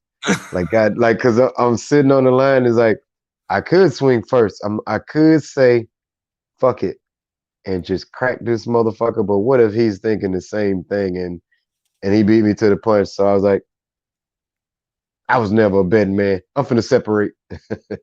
But I separated to where I could see the punches, and then I got back on his ass real fast. So yeah, you did. Yeah, so it was the difference, I think. So there is a difference as far as the ability to minimize the point of impact. So you have the surface area is wide on the glove, but I can make the point of impact about this big. which is the actual. Oh, it's backwards on this thing, but it's like Yeah. the tip of my knuckle. You know, all of the weight that you're able to transfer through the target from the hips, you could drive it straight through at a point of impact that's real small. So that's to me, that's the science of it. But then there's a psychological aspect to it of like, man, it's a fight. You know what I'm saying? It's like, even though it's still a sport, you psychologically, like I like sometimes in this, when you're thinking of a sport, you know, I can't speak for other people because I'm not fucking psychotic. So like, if I hit you real big and I think you out of it, I just want to beat your ass. You know, fighting's supposed to be an exhibition of skill. I don't want to kill you in there. I mean, I just met your wife in the back. You know, I don't want you to die. You know what I'm saying? But for some reason, man, like once I told the line, like when they say told the line, like once I got there, I was like, man, I'm gonna be honest, I don't give a fuck what happened to him. I just do not want my face messed up, man. Like, You know, fuck that. you said it's the science of it. And so, you know, it's like the perfect unification in sports of science And and savagery. savagery. Yeah. Yeah, I like that, dude. You went out there and, like I said, you know, and it looks good. You know, you did it. You accomplished that goal. You didn't get you know, you didn't become unpretty. You know what I'm saying? They ain't mess up my POF profile yet. You know what I'm saying? So I'm still good.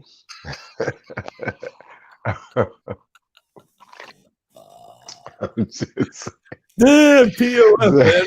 I figured you would have said something like Tinder or something, dude. You went like, you know, I hate to say it, but POF is not like old school, isn't it? I mean, man, I'm old. You know, I'm 36. I know I'm still sexy now, but I'm 36 now. I'm older than a bitch. So yeah, well, I'm 51, dude. So you're a youngin' than me. yeah. So you go out there, you impress the hell out of promoter David Feldman, who was there in attendance from bare-knuckle fighting championship, and you know, toe the line is the proving ground. You know, it's like, you know, the contender series for the UFC right now. If you can go in there and pop up like you did last night, you get a contract, you know. So you are going to have a contract. I'm guessing it's going to be a 3-fight deal. That usually seems to be the standard. It's pretty fucking cool. So what's the plan now going forward? You know, you're going to stay at the way you did last night? Or are you going to move up, move down, you know, fluctuate, you know, to be available for different fights? Because the thing I've noticed about bare knuckle right now is, you know, they continue to build and develop a roster, you know. There's some interesting matchups that could take place, you know, at a catch weight between here and there between some guys, because they're good matchups. You know what I mean? So you want to just stay in one division and you know, maybe try to become a champion, because the road to gold at BKFC is short. Not because there's not talent, there's just not you know, there's not 600 guys on the roster like in the UFC or something, you know. So as they continue to build, you know, the path is going to be longer.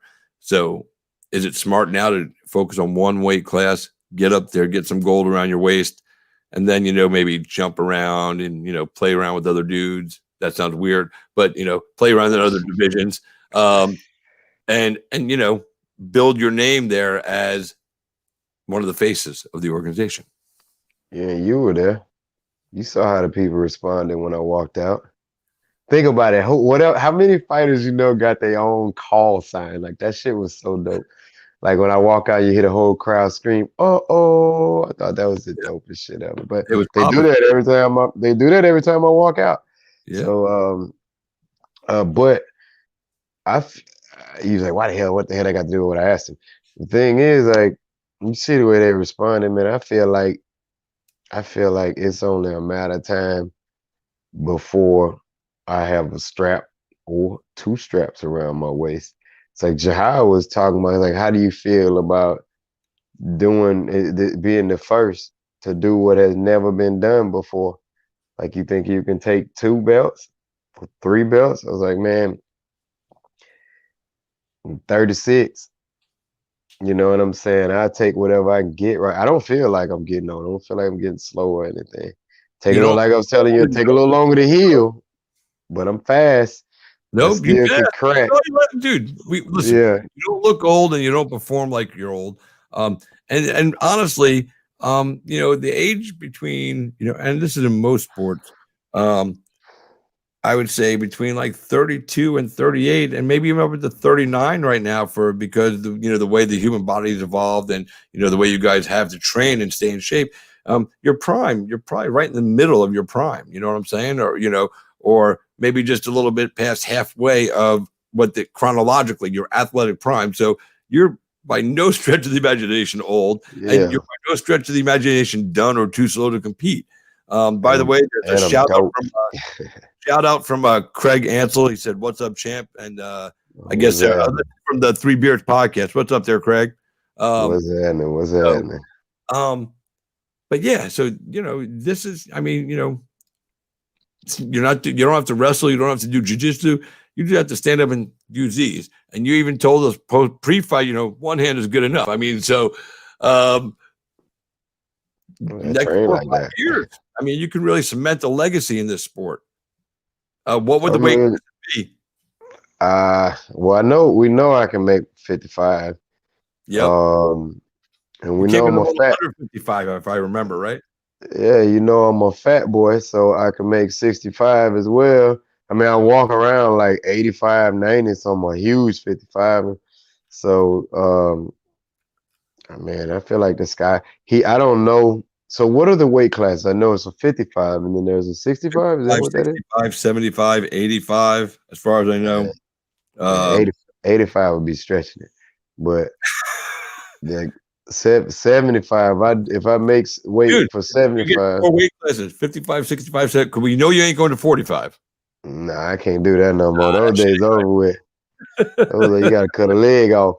Yeah, maybe 2. I don't know, man. Fucking. But so 4 weight classes. I mean, seriously, all the way up to 185. Let's just say, is that something that interests you to make that kind of crazy history? Man, we know that'll be hard to top though. Roy Jones Four. Jr. Roy Jones Jr. Has been champion from here, and up to heavyweight. So I don't even remember how many weight classes across it that he'd gotten gold in, but Yeah. That would be fucking incredible, dude, to make that kind of history, especially in bare knuckle, because you would set the standard Yeah. if you pull it off. I mean, I think I could pull it off. I think You got the swag for it. You got the swag. You got the style. Hey, I definitely think I could pull it off if I could fight too. So and don't really, and the thing about bigger people, see, this sport dangerous as shit. So like if even I don't so much worry about a big guy hitting me, like he better not get hit by me, because it's so many. It's an element of you getting your shit split and they stop the fight. Then I mean, I crack so hard I might knock your big ass out. Like bigger people are easier to hit.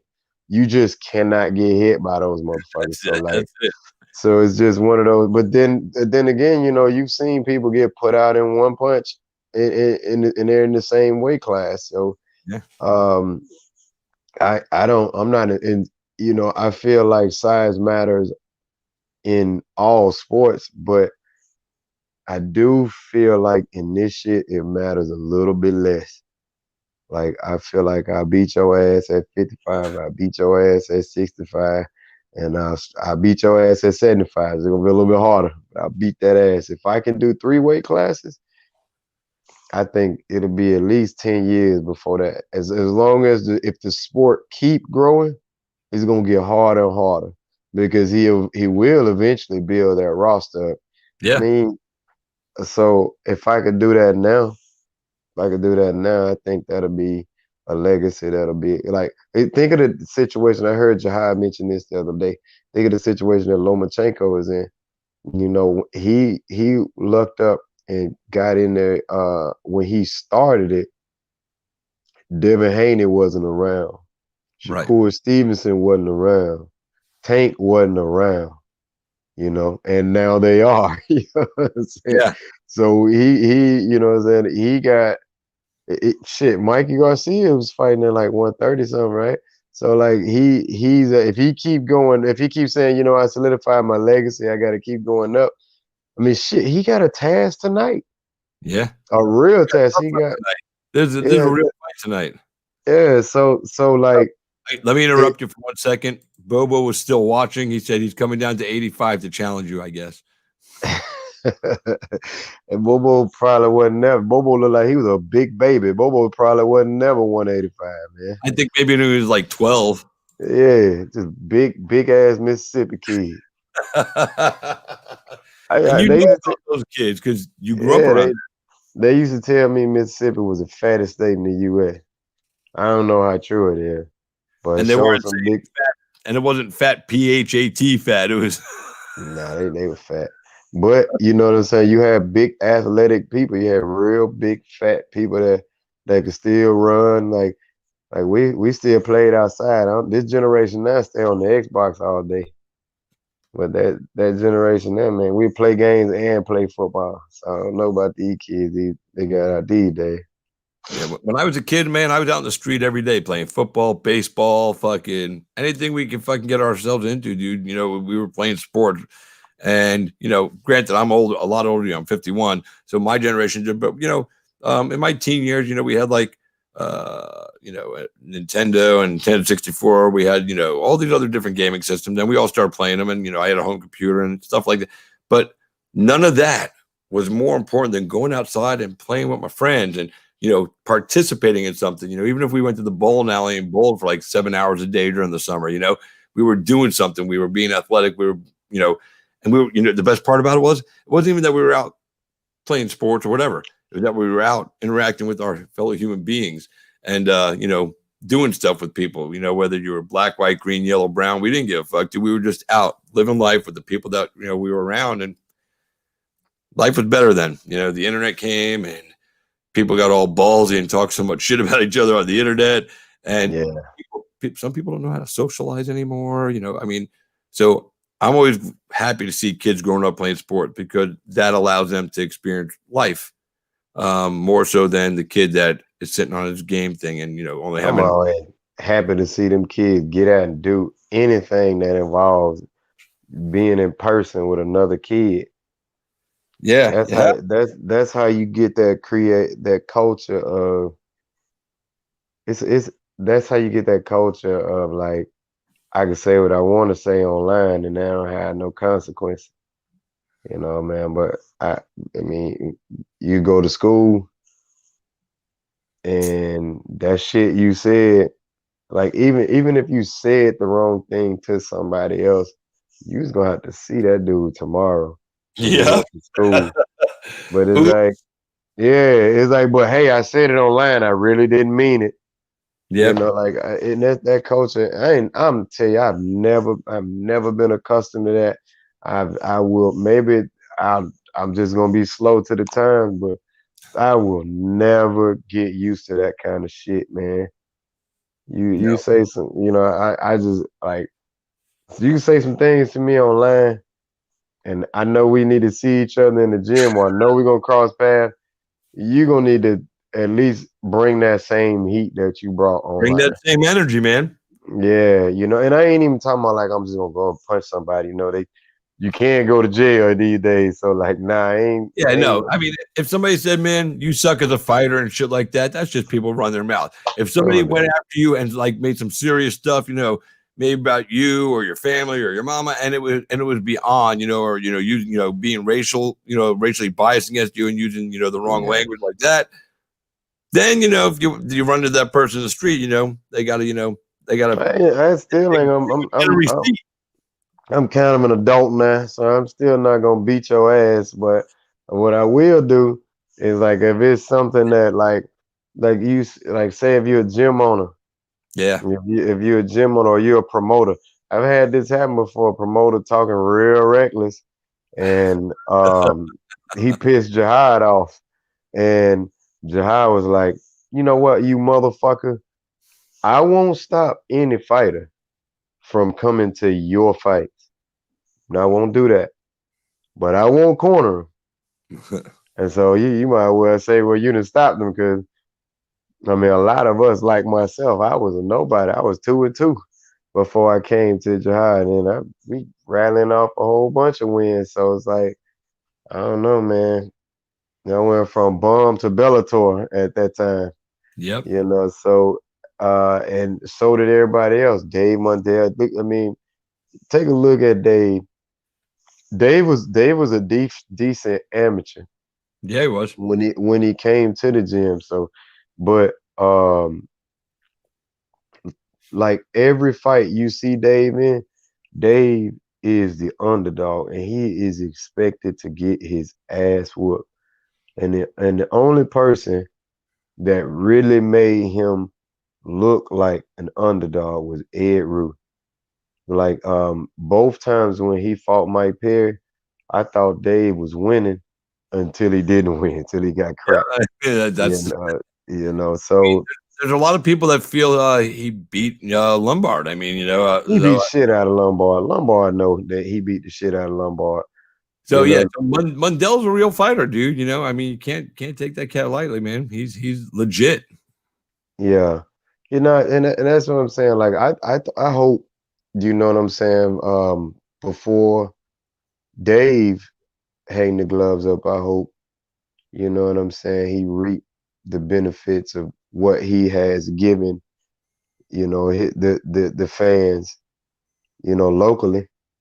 Yeah. I mean, if you did not, but like when you take a look at the people that whoop Dave ass, man, they in the Bellator and Mike Perry in the UFC.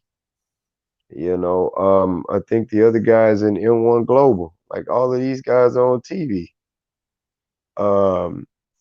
So and if you don't belong, Dave gonna show you that you don't belong. If you not skilled, Dave gonna show you that you're not skilled. Only time Dave look like he not skilled is if he get, this shit hard. So sometimes he'll get called on short notice. You know what I'm saying? So if he get a call on short notice and he need the money or something and he take it, those are the only times you gonna say, wait, where the hell they get Dave from?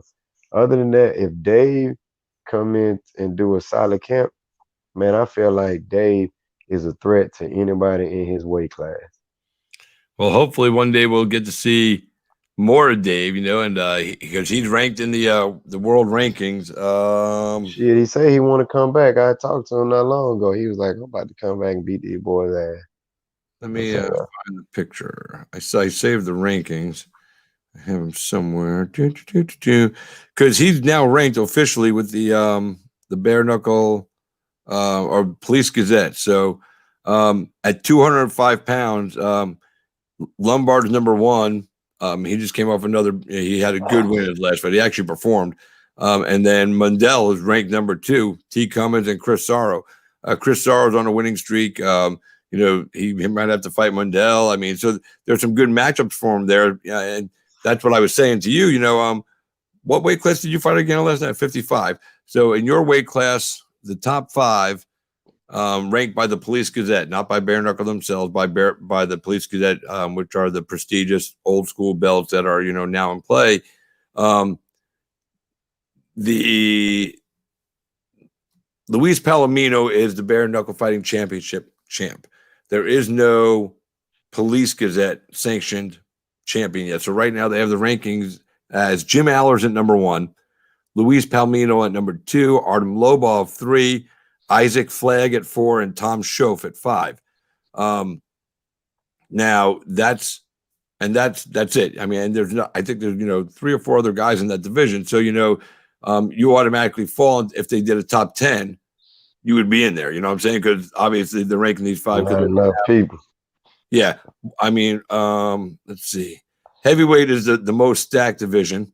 They have a top 10. So and they have a full champ. But so there's your guys, and I know who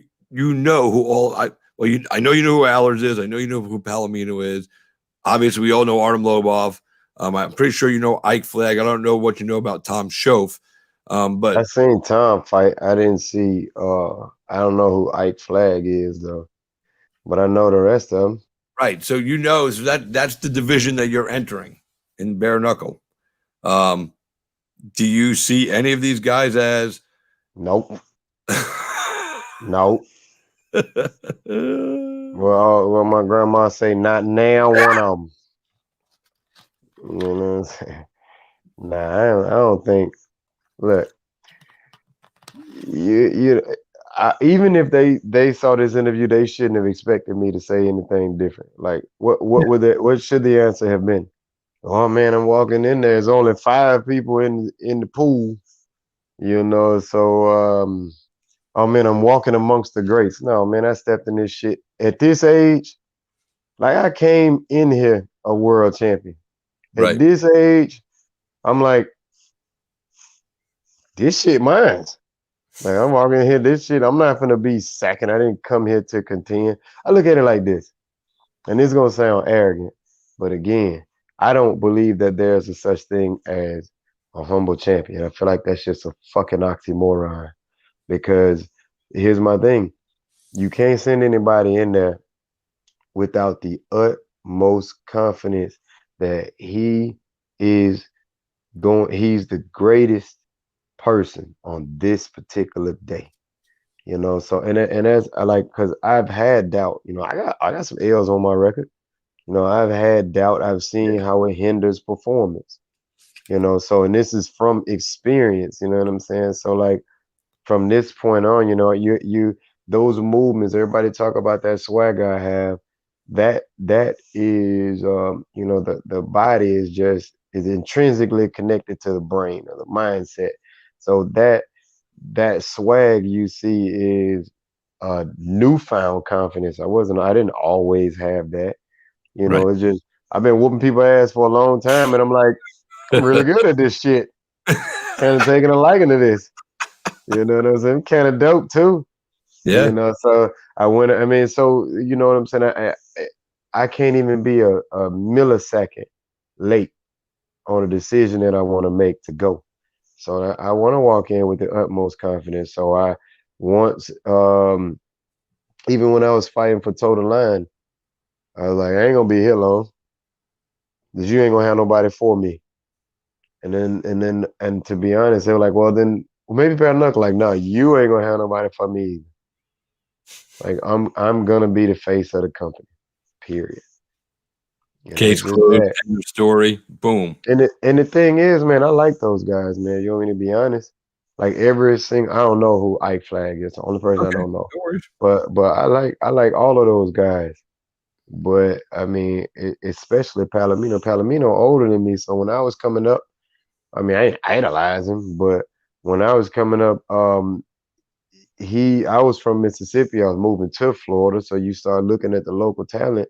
I think he was in the Pensacola area. Um, so you know what I'm saying. He been around for a while, so he deserves the respect. He deserves to be treated like a champion. That dude But can fight. yeah, and he can fight. Is not much I haven't seen that he can't do, and he's been everywhere.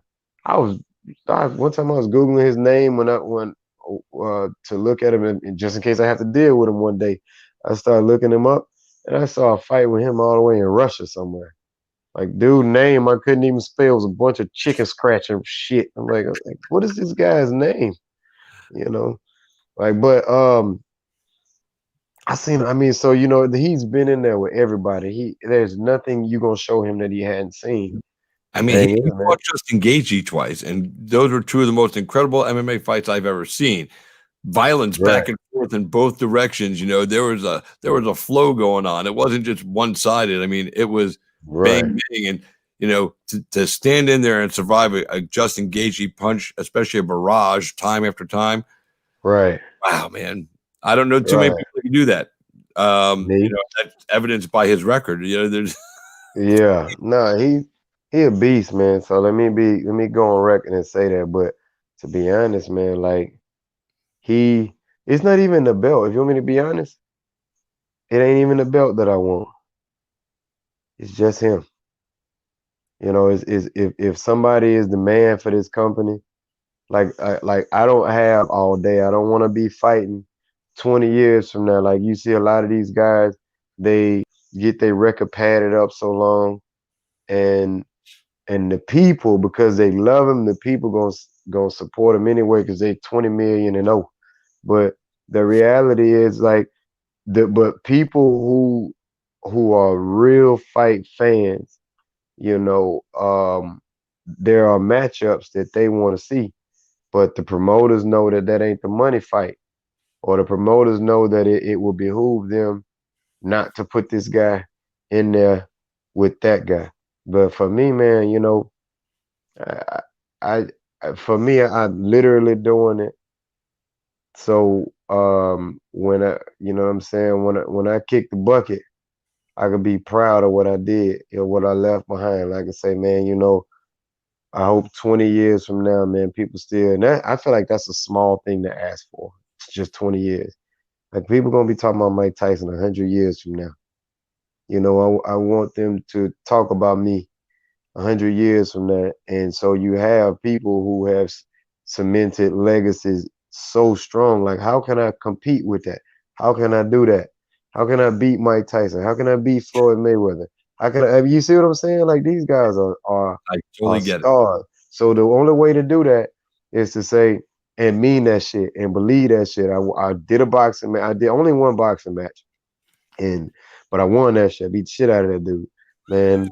Um, I'm either 14-5 or 15-5 in MMA, and then I went to, and then now I just got one bare-knuckle match on my record too. So if I can go in and I can whoop up me some people, all of the guys in that 55 division, and then all of the guys in the 65 division, and go as far as I can go in the 75 division. But without saying I duck anybody, while saying like, man, who is the best? Like who's the guy that I need to get in front of me and I need to beat that ass? You know, if and that so no so I can legit say that no one is ducking me. There You you go. know, I mean, not no one is ducking me. I'm not ducking anybody. I can say, man, I fought whoever I had. Like, although Wilder lost that fight, but man, god damn, it wasn't nobody else for him to fight. Didn't he beat everybody? You know, so that's but we can't you know what I'm saying? You have people when you sit back, think about and this is not shitting on anybody, but I have so much respect for the arts that I like the guys that's out here doing it getting the credit for it. If you could say if anybody can make a case that somebody is great, then start naming their opposition and ask have they been in there. Like we haven't has we I mean the Charlo brothers been asking for Canelo and we haven't seen it. Nope. The dude Andrade been asking for the Charlo brothers. You know what I'm saying? So I mean, it's some fights out there. I just don't know if it makes financial sense. And I get it. I do get that part too. You know what I'm saying? But for me, you can't make a case to say that you're the greatest at a time frame when there's other greats in that time frame in your weight class. You know, you just can say, hey, he was pretty good. He was pretty good. Like if Loma had to beat everybody up before last year and hung it up, well, 2 years ago, man, I said last year, and he hung it up, then we would have said, man, you know, he beat everybody. But man, a whole nother generation came about, and those dudes can fight. Yeah. You know, those dudes are real good, man. So he got some decisions to make, and that's going and that's going to happen to me. If Dave his job is to build his brand. Dave gonna keep getting people. He even buying people from other promotions. You know what I'm saying, to build his brand. So and as he should, so I have to expect that when I come in, I feel like I'm gonna dominate this sport, and I have to expect others to come in behind me and feel that way and want to do that. Yeah. Because we're in a sport that the only way to make my dream come true is to crush theirs. I'm cool with that. Yeah, isn't that crazy though? When you just say the words, and you're cool with it because you have to be in this sport because that's the only way it works. But Don't have a choice. just say, we always say as human beings, we don't want to, step on anybody's dream. But when your dreams collide, it's like the same thing. If two guys show up at a fight with a gun, it's him before me. You know what I mean? I mean, Yeah, same thing. But it's harsh to say. It's like, it used to be for me, but I had the understanding that power don't grow on trees. Yeah. Like how many chickens had to die for you to live today? You know what I'm saying? You never thought about it like that. Yeah, I just had a couple of eggs, so 2 so far. Yeah, you gotta take a life to give a life. That's just how that's how so far that I could think of. That's how this universe works. I ate those eggs. I'm gonna eat some more tomorrow, man. There you go. So 2 more chickens gonna die tomorrow. You know, chicken eating motherfuckers just killing chickens and shit. But were they alive? They were in eggs. Oh. We going deep today on. Yeah, I just got hit in the head for a living. So Smash Brown and Christopher James. Talk about the egg alive. Chicken or the egg, huh? That's the age-old question. Everybody says, what came first, the chicken or the egg? The answer to that question is the rooster. You're right. It's well played. I see what you did there. I try, and I was just getting ready to ask you this. And Craig Ansel asked it. It was funny because I wanted to ask you the same thing. So great minds think alike. It must be the beard connection. There you go. What did Feldman say to you after? We crossed by briefly, man. And he was just like, he just told me I look good, but I was like, I got a mirror at home, baby. I know I look good. My mama tells me all the time. He was just saying that just expecting great things. Like, should have knew that once he put me on the card. Well, you're going to see. There's going to be a video that comes out. They're starting to put together these toe the line things before the event starts, during, and then after. All stuff. So you'll probably see some reactionary video of Feldman watching your fight and watching you finish. And I wasn't watching him, and even if I was trying to, it was over in the corner. It was actually, he was sitting right behind your corner. And because there was so much traffic, I didn't get to see it. But the last toe of the line, I had a much better view of him. And when fights started getting on fire, he's sitting there like this, like, yeah. So I can only imagine the look on his face of, joy. He loves this dude, and he's gone to bat for this for a long time. So, and he wants to see the brand grow. And that's why, Toe the Line came about with Nate Shook running the show and putting together fights, and then seeing who's really ready, because like I said, until you bare knuckled, you ain't bare knuckled. And there is a difference. And we talked about that at the beginning. So this is, like I said, it'll be the Contender Series to Bare Knuckle Fighting Championship, just like Contender Series is to the UFC. And that's a cool thing. You got to earn your keep, earn your stripes, earn your spot. Yeah. The cool thing is that, and they're going to do this wherever there's a state that's legalized bare knuckle now, they're going to take these toe the line shows there. So pretty soon, as more states open up, it'll be open up more places. We're going to travel around, and we're going to find the best guys out there that want to do this and toe that line. And they might have to run into the Smash Brown one of these days, man. Man, I got a couple homeboys that'll beat your ass for $20 now. I'm talking about, man. I got a homeboy the other day. He say, "Shit, Christmas coming. You just tell me who want their ass whooped." So none of y'all better not be fucking with me on Facebook. Cause my homeboy costs $20. Get on your ass. My homeboy costs $20, man. That's all. I'm fucking with you. I'm just fucking with you. We got to talk last week. We got to talk today. I was honored to announce your name in victory last night. That's cool for me. I like, I love being a ring announcer, dude. That's what led me to doing interviews and podcasting and stuff. But the joy is the being in there and feeling the energy, because I got to get hyped to start it up, and then you guys got to go in there and deliver. And it's a cool thing.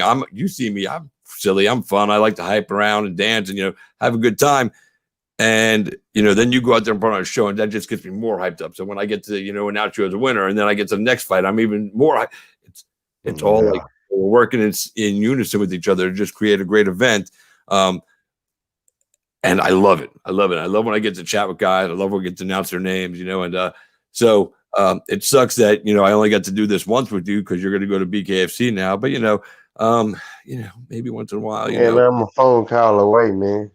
No, it's not. It's not the same thing as announcing your It name. ain't like I'm hard. It ain't like I got a life. You know what I'm saying? They say how you get ready for it. I'm like, I just line them up.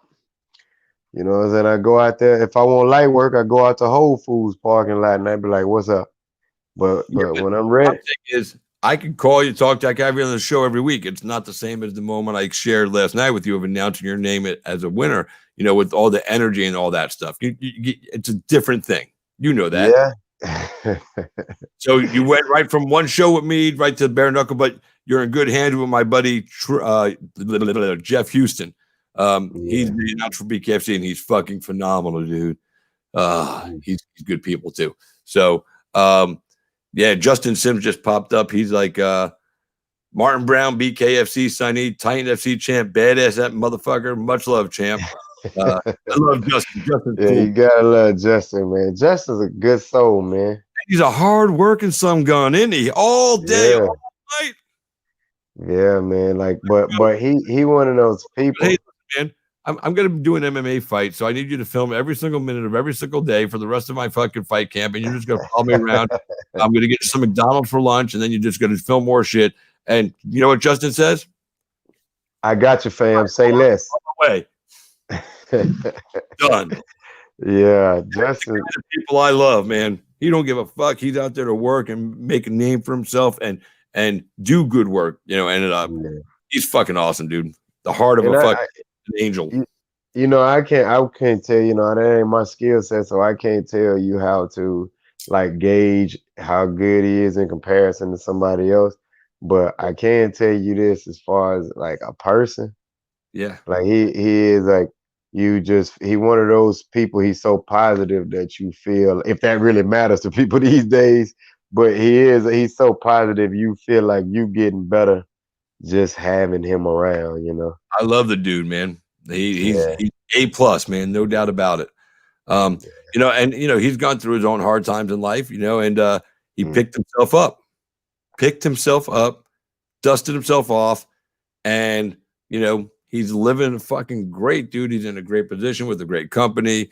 Opportunities are just, you're going to pop at him. He's going to get some looks from, bigger organizations because of his skill and his talent and how he does it. So I love that cat. Love him. Love him. He should, man. He should get it. And it's one of those things, man, what else you going to do when you get knocked down? Yeah, nobody's going to give a fuck. You got to pick yourself, but I know some people stay down, but you don't have a choice. You got to get up. No, that's the thing. You do have a choice. You don't have to get up, but fuck it. The right choice to make is to get up, because the world gonna keep spinning. We making Justin cry right now. Look, he says, "Damn, I'm tearing up over here for real." Nah, man, right. You good? Hey, you know what, Justin? You know what? Fuck you. You suck, dude. Stop crying. Being a wuss. Piece of shit, scumbag. You stepped on my shoe. Damn, you stepped on fucking Smash's brown shoe and you lived to tell how could you? You seen my Carlos Santos, my $350 Carlos Santos? I know how it works, bro. I don't ever, when fighters come out and certain people, I don't get near the shoe. I mean, I respect the shoe. I'm a shoe guy, so I respect the shoe. I get it. Fucking. I was trying to get bloody so I can give you the biggest hug. Like, man, I'm so excited. Hey, so guys, check this out. Last night before the fight, he sees me all dressed. I got my white shirt on, and I don't wear the white shirt often, but I got the white shirt on, the new jacket and everything. He goes, "I'm going to get so bloody tomorrow, and then I'm going to come hug you." And I told him, I said, "Dude," I said, "I will kick you square in the balls if you do it, man." And he just laughed at me. But ain't that a bitch? I mean, god damn, you talk about brotherly love, man. You were going to get my shit all bloody. These are trying times. Your brother try to give you a hug. You talk about all this racial tension and how to improve it. And your brother try to give you a hug. You kick him in the dick. What a fucking piece of shit. What a fucking scumbag. It's like This is like a professional wrestling skit where your first thing was you wanted to get me all bloody. So that's what started this No, conversation. man. I just wanted a hug, bro. No, you wanted to get me bloody. Now, blood is a byproduct of the love, you know what I'm saying? But I just wanted a hug, bro. Dude, you said it, dude. I know you said that. I think there's even video you said you just want to get blood all over your white shirt. That's what you told me. So I can't recall. You're not. That's the only response I got to that. And you got any witnesses? Huh? I think I got one. You got any witnesses? All my homeboys are lie. You know what I'm saying? So I'm just gonna mute him off my screen. Y'all remember when he said he was gonna? You remember when he said he was gonna kick me in the nuts? Yeah, But you did say you was gonna put blood on it. Look, you only cost $20. $20 is that same homeboy that was gonna beat your ass for $20. He gonna lie too for $20. Oh, he'll probably lie for 10 if he's gonna beat ass for 20, dude. So I just saved you $10. You should say thank you. There you go. So there you go. So now the story's out. I tried to give you a hug, and you was about to kick me in the dick. Wow, you see how that works right there? This is like a wrestling thing, dude. You see the wrestling scam on TV. The one guy starts talking shit to the other guy, and then the other guy responds and goes, "That's uncalled for," forgetting completely that they instigated the whole thing. It's like, oh my god, son of a biscuit. I'm sorry, but I'm suffering from an acute case of selective amnesia. None of that shit you said happened. I don't know you. Who are you? Well, listen. In all my years of doing this and doing interviews with people, and I've done, with some of the hugest names and some of the names that nobody else is ever going to see ever again. I mean, it's just the way it is. These 2 interviews I've done with you have been not just fun and entertaining, but educational and solid and full of really good content, dude. You're a class act, man, and I'm proud. Oh, man, I'm about to cry. Oh no! Don't pull a Justin Sims, bro. You leave Justin alone, man. Oh, he said he's got a quote from you right here. I just want to build a legacy, traveling the world, whipping that ass, Martin Brown. Oh yeah, that's definitely me, huh? It's all about you. Sounds like a Martin Brown statement. Elvin Brito says, "Congratulations on the win." That's my dog, Elvin. He's 165 now, fucking it, and man, leave me alone. I'm gonna bounce around Elvin and see if I can who's under him, who's above him. Stay away from me. Elvin, my dog, man. I'm gonna tell Elvin to call in sick that day. Well, let's see. At 165, it's Joe Elmore, Elvin Brito, Caleb Harris, Julian Lane, Bobby Taylor, and Harris Stevenson. So there's probably a couple guys you can dance with before you have to dance with Elvin. That's the Let Me Bang Bro dude, huh? That is the Let Me Bang Bro. He just went up to 185 and fought Thiago Alves in the main event in Daytona. I wouldn't mind putting his head on my mantle. I think that would be pretty nice. He's got a good name.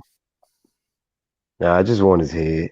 He's a tough hombre though, dude. He's Now listen, I don't want to build a legacy of being tough because the only way people gonna know if you tough, you're real good at getting your ass whooped. So not many people know if I'm tough or not, and hopefully they don't find out. I want them to say, "Boy, that boy can fight. Boy, that boy's skilled." I don't want nobody to say, "Boy, I'm gonna tell you, that boy can take him my ass whooping, boy." Oh shit! That was funny. He hit that son of a bitch everywhere except the bottom of his feet. You know what I'm saying? I don't want to be that guy. And the truest thing you said in all that was, the only way people know you're tough is if you're good at getting your ass beat. I mean, that's it. That's the truth right there. That was testimony from Martin Brown right there, kids. That's a straight up truth. Go. I mean, gotta quote it. Wow, my mind just went. Because you've been complimenting people like, bro, you are fucking tough. You know what I'm saying? I'd be like, you know what? Suit up. You just called me tough. That's a fucking insult. Get ready to fight right now, you son of a bitch. I gotta go. Oh my god. Are you taking away from my technique and my talent by calling me tough? Well, I think tough does mean a little more than just being able to take a beating. But what do you mean other than that? It just means you persevered. also able to give one, you know. And No, that ain't what tough mean. You know what I'm saying? If you get a tough pair of boots, they don't say nothing about how much ass you kicking. Is how many kicks you can put in them boots. You that's know true. what I'm saying? So that's people taking ass whoopings now. I mean, I'm hey, like here's the thing. Being tough isn't a bad attribute to have. All right, Here's so the thing. hey, check it out. So I'm looking up right now because I had to type in what is the definition of tough. Oh shit! I want to see what they say, and it says strong enough to withstand adverse conditions or rough or careless handling, able to endure hardship or pain. Then it also says a rough and violent person, especially a gangster or criminal. And let's see, a tough person is strong and determined and can tolerate difficulty or suffering. That sounds like a whole bunch of ass whooping to me. Yeah, it sure the fuck does. Yeah, you know what I'm saying? The tough person gangster shit, you got that shit from Urban Dictionary. All right, I'm never calling anybody tough unless they're like, no, you gonna do it. It's just gonna be in the back of your mind when somebody say, "Yo, I'm a tough motherfucker." You're gonna be like, that's the first thing I'm gonna think now. Everything that you just take a lot of ass beatings. My world has changed forever today because of my conversation with Martin Trey Brown. So man. I kind of do that to people these days. I think he told us at the post or the pre-fight interviews that there's a story behind the Trey nickname, but we'll never get to know what it is. No, you guys will not. But just know, kids, there is a story out there about the nickname Trey. So I don't know if it's from, whatever. And I'm not going to ask. If anybody knows and tells me the story, he's offering $20 for fucking butt whoopings. I'm offering 25 for the story about the nickname. Why somebody gonna make some shit up and it's gonna be good enough for $25? Bro, he got 3 balls. Story, so if you send me the real story, I'm gonna show Martin what was sent. So you will not have. Oh, you know what? I won't even throw your name out there. I bet you though your version of whatever story comes out, when I send it to him, he'll know who be talking shit. I don't even have to put a name. I bet you that's the truth. Man, my check hadn't deposited yet for the fight, so I mean I could use that $20. So I call anonymous, snitch on myself. Get $25 to put gas in the tank. I am driving the F-150, Might get me to St. Pete or some shit. Dude, that's fucking brilliant. Oh yeah, he got 3 balls. That's why they call him Trey.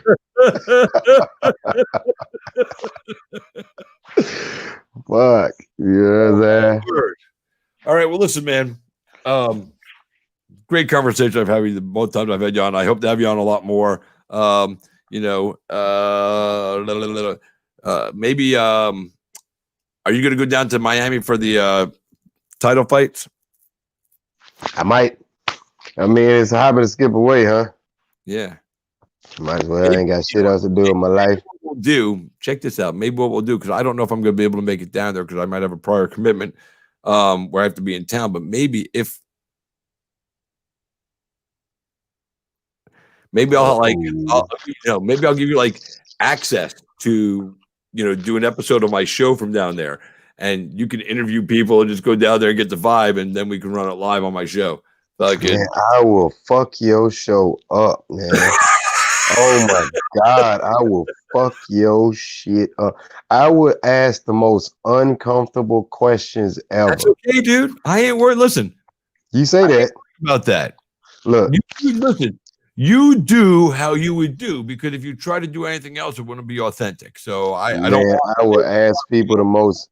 I will ask people who got like a mixed demographic of fans.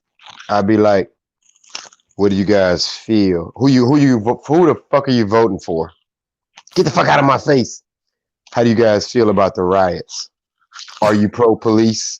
Like shit that you can't say on TV." How do you guys feel about trannies? I will ask everybody questions that if you answer it truthfully, your ass is gonna get in trouble because we live in an emotional society these days. There we are, man. You are Way gonna get. How do you emotional. feel about Corona? You know you can't say that around nobody because there's so many mixed feelings about that. I know. Listen, I have no problem saying how I feel about it. I feel that there's been a lot Like, of overreaction. these guys like guns. You like guns. You like high capacity magazines. You know, Hey. I mean, everything that you can think of that could get a motherfucker in trouble. I'm gonna ask him that. And they can be like, oh my God, Chris, why the fuck did you send this guy down here? I just lost all of my fans. Like, yeah. That's all right. It'd be like that. We do it. Fucking You get one son of a bitch. Like you see how like you have to acknowledge the soldiers these days. You get one son of a bitch that come out there with some wise answer like, well, I mean, everybody contributes to society. Why aren't we acknowledging garbage men? Do you know what happens if a sanitation worker didn't exist? We would all die of fucking, what is that disease called? Cholera or some shit? Some shit like that. Like we would all just die of not being sanitized. We'd be nasty. You know what I'm saying? Or what if there was no tow truck drives? Have you ever tried to drive down I-4 with during 5 o'clock? If there was no tow truck driver, then we wouldn't be able to get places. They're just as important. You get one motherfucker to say some shit like that. You know what I'm saying? And his ass is in trouble. Although that is the truth, though. All these people contribute to society. Yeah, you know. And thinking about it, like I fight for other motherfuckers' entertainment.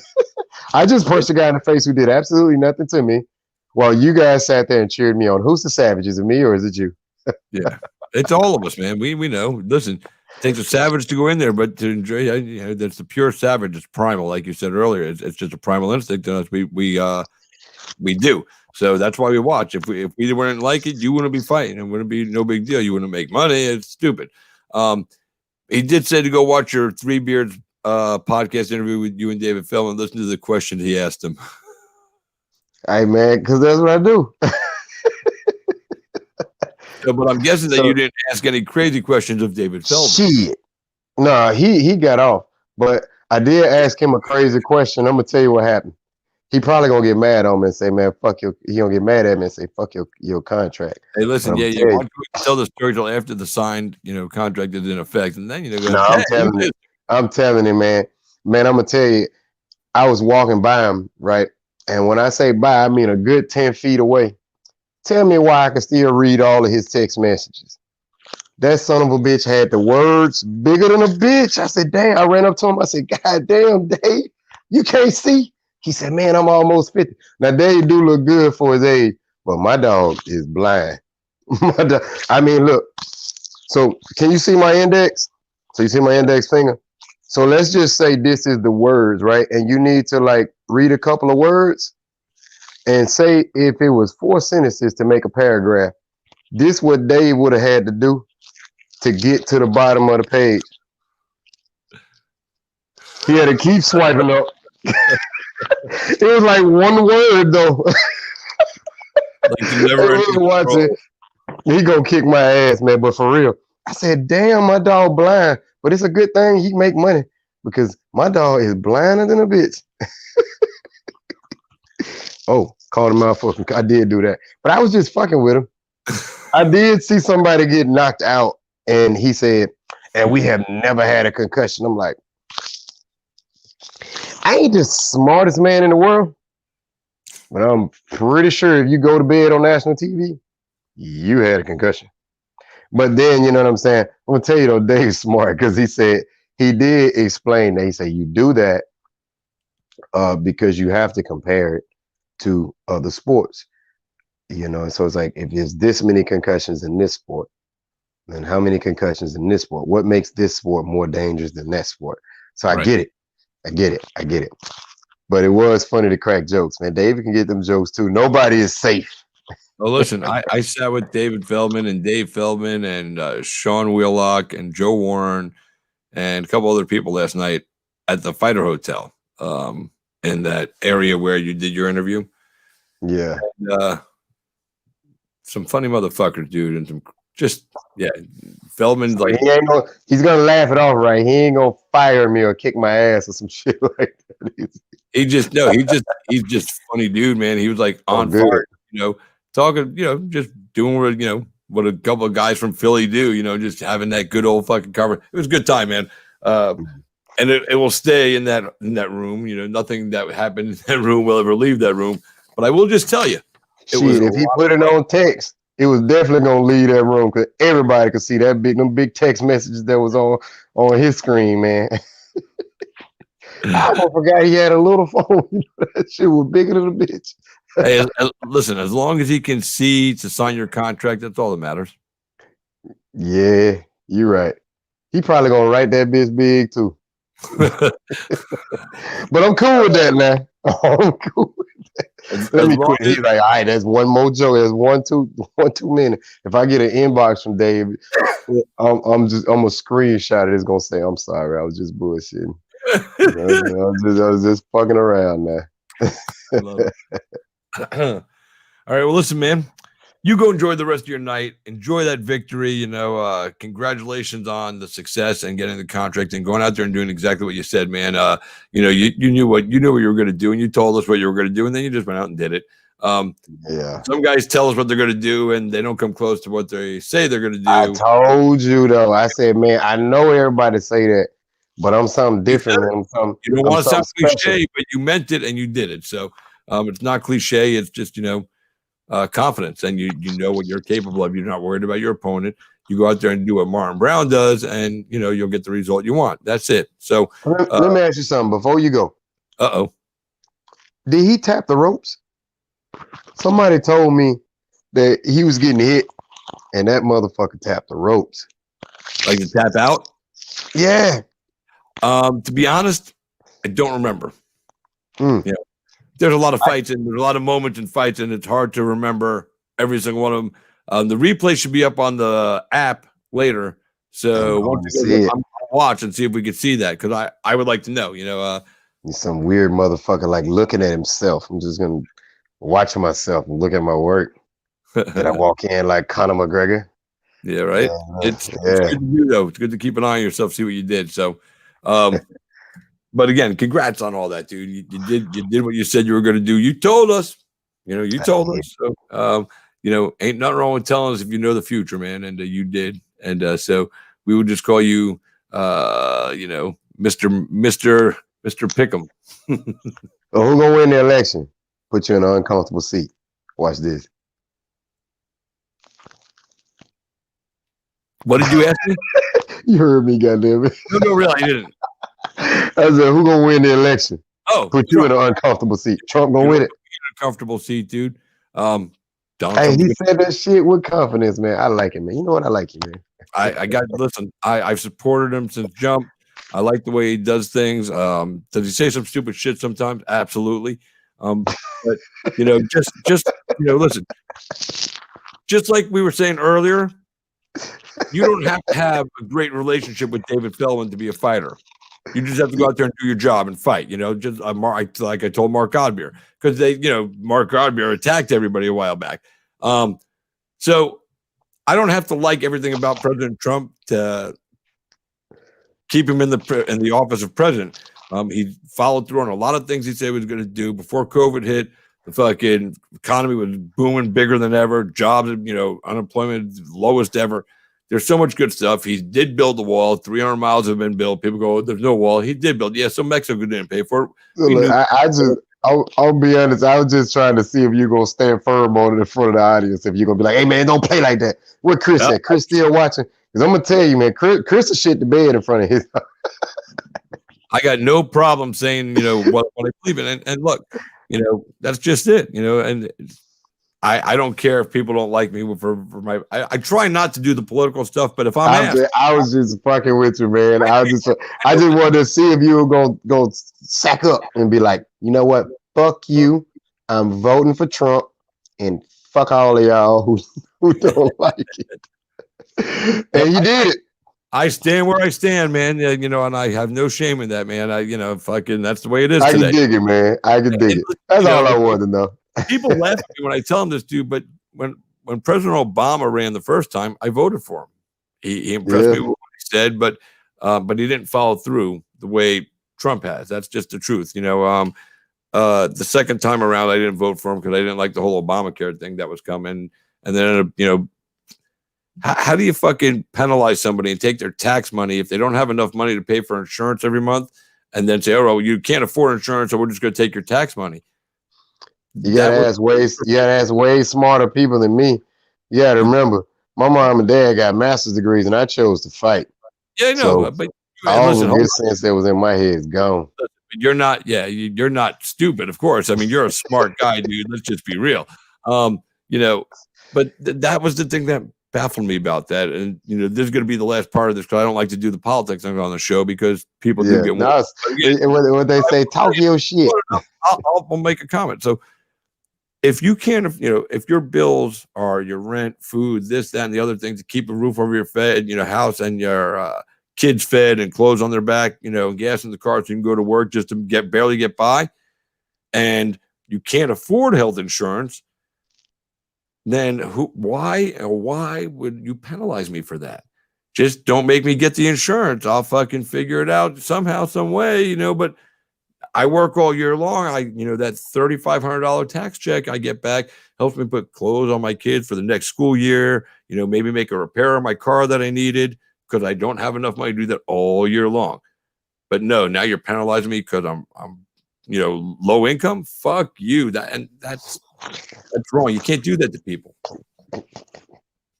Thank God President Trump repealed that bullshit. That's not right, man.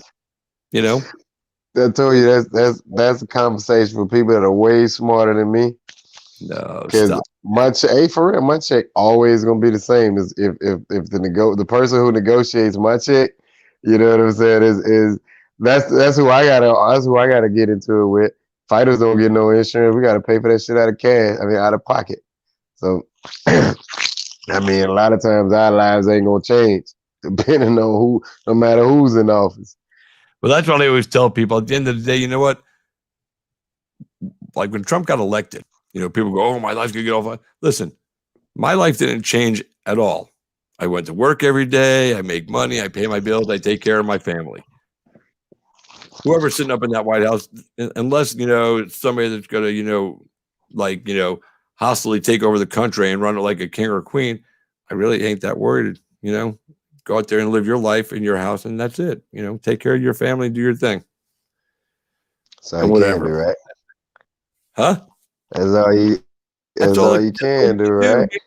That's what makes me laugh at some people. They get so fucking freaked out. Even people in my family are so over on one side or the other, and I can't even talk to those people anymore because they're just they're out there, man, and whatever. I love them with all my heart, but they I'm just living my life. I got my wife, we got our daughter, our grandson, that we worry about. And those are my goals and my things I need to worry about. Other than that, I don't give a shit. You don't give a shit, huh? That's all you should give a shit about.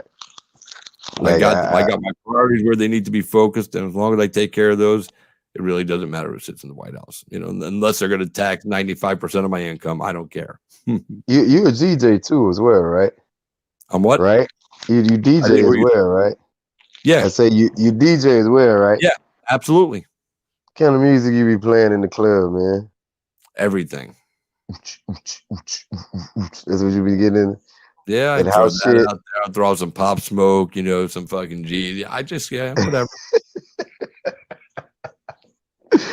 Oh man, I've been getting down with that "What You Know About Love" jam by Pop Smoke right now. That's my favorite song. Where you DJing that, man?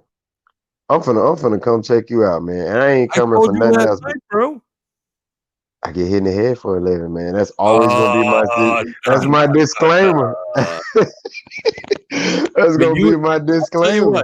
I'll tell you where, when you admit it to everybody publicly right now that you fully intended to get blood all over you and then make my shirt get full of blood. I can't remember that conversation either. I can't remember our conversation. I'm having my selective amnesia is kicking in. So is mine. Thing. Yeah, I suddenly forgot. I'll hit you up off the air. Motherfucker, tell me who he vote for. Won't tell me where. Won't tell me where you. Telling you, man, people are hilarious. No, I'm just fucking with you. All right, Chris.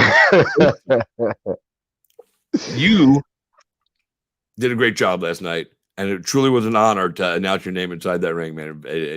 Like I said, you winning the way you did gets me more hyped up, and I hope I popped it right. I know you had some family and friends out there. The girl with the tiara on her head, it was her birthday. She was at one of your tables. I gave her a happy birthday before your fight even happened. It was good times. Everybody had fun, and you got a win. You got the contract. You're moving on to the next level, so we'll see what comes in store for you next. And I can't wait to watch, dude. I'll be riding a lot alongside. I'm at most of the BKFC events anyway, and nice. So we'll see you. We'll run you. We'll get you back on the show. We might even I might even create a podcast for you under my thing. So Cage Side with Christopher James presents Smash Brown. So we might do something like that. Hey, I'm with it. All right, dude. We'll talk off the air, dude. I'm serious, man, because I think you would be funny. And like I said, you go out and do interviews and fun stuff like that, dude, and just put people in spots. I don't give a fuck, dude. I support that fucking shit. Bring it. Their ass on the spot, man. That's the way to do it. We'll call it On the Spot with Smash Brown. Oh, shit. You know what? Has a ring to it. On the Spot. With Smash Brown. With Smash Brown. That's it. Man, that sounds like a porn name. Goddamn, with Smash Brown. He said it like that. I mean, here I was going for Austin. The title of the show has all the right elements. Smash Brown. Yeah, I was at first, I was going for Austin Powerballs, but I guess it don't work. It down right now. Yeah, so it's a Smash Brown. On the spot. On the spot. Oh, man. Brown. We're going to make this happen. Yeah, I'm with it. All right, cool. We're going to make this happen. We're going to get people on board, and we're going to do that. Oh, no, Craig, we are going to make it happen, bro. All right, well, I'm with it, man. I'm with it. All right, cool. You enjoy the Stevie Wonder can't see you cracking them jokes. That's why you see him doing it like we don't know what it is. Stevie can't see none of these motherfuckers cracking these jokes. Hey, man, I'm not for everybody. That's the way it is. So, he said, but I hear you. You can hear me. That's right, man. I hear you over there talking shit, Chris. If you can hear me, you can feel me. That's the way it is. So, thank you again for joining us today, man. Good stuff, good times. And again, truly an honor to announce your name in victory last night. Those are a cool moment for me. Probably not as much as it is for you to hear me say your name, because I know that's a special moment just for you. But, anyway, in all seriousness, man, it truly was an honor to, work with you last night for the first time. And, hopefully, somehow, some way we'll be able to do that again. We'll definitely have this show again. We're going to make this show On the Spot with Smash Brown. We're going to talk about that all during the week. I'm not even playing. So, I already got ideas running in my head. So that's you enjoy the rest of your night. If you want to shout out any sponsors or coaches right now. When they see me, they're going to say, oh, shit, I watched this show. Oh, shit, here he come. He going to come over here asking me some bullshit. Like anybody who did some fucked up shit, if you take off running, I know you got some dirt. I know you got some dirt. What you running from? Come here. Running from, yeah. So if you want to sponsors, coaches, all that shit, social media. Yeah, you know what? I'm gonna shout out to people, man. Like shout out to everybody who spent their hard-earned money and came out to that fight, man. Make sure I make everybody. I be clear. I talk a lot of shit because I have to be confident. I got to get these tickets sold. But the reality is, I only got as much juice as they allow me to have. No promoter want to see you if the people don't want to see you. So I only have as much power as y'all give me. So I do appreciate everybody who came out. Shout out to my team at Shift MMA for organizing things, helping me get everything done, helping me with sparring, helping me with prepare in preparation. And shout out to Jihad, man, for actually sitting down and doing a breakdown of how to make this fight work, how to make it easy. And he a head coach that's acting as manager, man. He's been doing really good so far, and still growing on the job, So that's awesome. All the sponsors that I keep saying I'm gonna post it tonight. I'm gonna post my sponsors for real tonight this time. All right, listen, we got him on that's all camera my saying it sponsors. now. So if he don't, y'all let me know. I'll show you the video. I got evidence. He can't deny this one. My bad. I got you. Look, so yeah, my selective amnesia. I have amnesia and a broken hand. See this? Is oh damn, this camera's backwards. See, look how swollen this thing is. You know, jacking off for a Pull while. it back a little bit. Oh, can you see that? Yeah, pull your hand back a little bit away from there the you go. No, look at Yeah, that there shit. you go. Yeah, you can see that shit. That looked painful. Did that hurt? Yeah, man. Hmm. So hey, it's good, though. it's a little, you know what I'm saying? But good thing I'm right-handed. We Well, good. listen, wait, but you know what that makes you? What? Because you said it happened early and you still had to throw it. You know what that makes you? What? It makes you tough. Ambidextrous. No. Would you That say makes you- ambidextrous? Ambidextrous. That makes you tough. Huh? That makes me what? Tough. Oh no, it don't. So look, that means anybody who endures this ass whooping had to go through harsh conditions. By definition, you're a tough motherfucker. If you make it through the end of my fight, you are tough. But you made it through the end of your fight with the fucking fucked up hand. That makes you tough in essence of the meaning of the word. In 53 seconds, I may not be able to face adversity. You know, and I may be like one of those. You did see that made you tough. Last night that made you tough, dude. You got the win. You made it tough because you toughed it through the bad boo-boo on your hand. Perfect example, dude. I'm winning. All righty. I'm jumping up and down. Right. Oh my God. You jumping? It's your vertical leap. That was my vertical leap because I'm standing on my feet right now. So of course, I'm only like 2 foot tall. So Oh no, man. So that's what I should have did, man. You know, men love their ego. I should have came up to him and came in there under the guise of brotherly love, but I really wanted to like crush his little manhood. What I saw I was gonna do is walk up to you, give you the biggest hug, but then I was gonna swing you around in circles till your shoes flipped off into the crowd or some shit like that. Can you imagine a grown ass man being hugged and swung around in circles? Like that's definitely take you like when you can't even go tell your wife, go get the dishes. You say, no, you go get the dishes. I saw a motherfucker swing you in circles. Ain't nothing you can tell me. And baby, your shoe came off. how do I know? Because it hit my sister in the head. You had white socks with that suit. I picked those out. How do you wear white socks with a tuxedo, honey? I mean, what's wrong with you? Man, Mike Jackson did it. Mike Jackson did it with the White Sox, man. Yeah, that's everybody can't pull that off. Shit, man, I would have been dope if I had a drove to the show on a fucking skateboard. I would have been dope if I drove in that motherfucker with the ice cream truck with that song playing. And I bet you I would have got out of that motherfucker and I still would have been dope. I would that people still would have loved me. They still would have loved me, man. I don't give a fuck. Listen, if I tell you that a mosquito can pull a semi, don't question me. Hook that motherfucker up. I'm just telling you now. I'm done.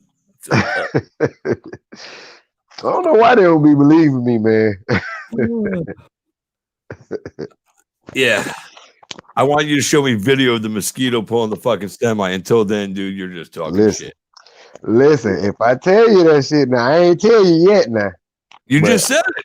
I said if I tell you that a mosquito, if I tell you that a mosquito can pull a semi, hook that motherfucker up. It sounds to me like you've said that to people before because that's such a random thing to pop out just now. So I'm gonna guess that you have video of this happening. I'm just telling you, man. If I tell you it's gonna happen, I told y'all gonna get that boy out of there in the first round. Y'all ain't believe me. You know what he told me after the fight? He said, man, I don't know why they stopped it. I could still fight. I'm like, boy, you pick your leg up like a dog that was finna take a piss. You know, he did pick his leg up. I was like, shit, it's a tree near you or something, man. He did what you do when you see a polar bear. You know what I'm saying? He had covered up like this, and then he looked up and said, "Oh shit, he's still there." And he like covered back up and lifted his leg up. So I don't think he wanted to get back in there with me. Oh my god, you're killing me, dude. It's the truth, though, man. I don't be lying. I Man. love you, dude. I can't Check wait the to video. start your show. This is gonna be great.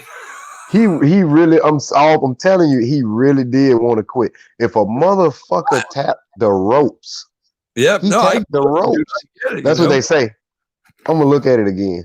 Yeah, He I either gotta look tapped the at it. rope or he tried to come up out of that motherfucker and jump in the crowd. He But did something. Well, I don't know. So yeah. I ain't gonna keep you up, man. oh my god, man.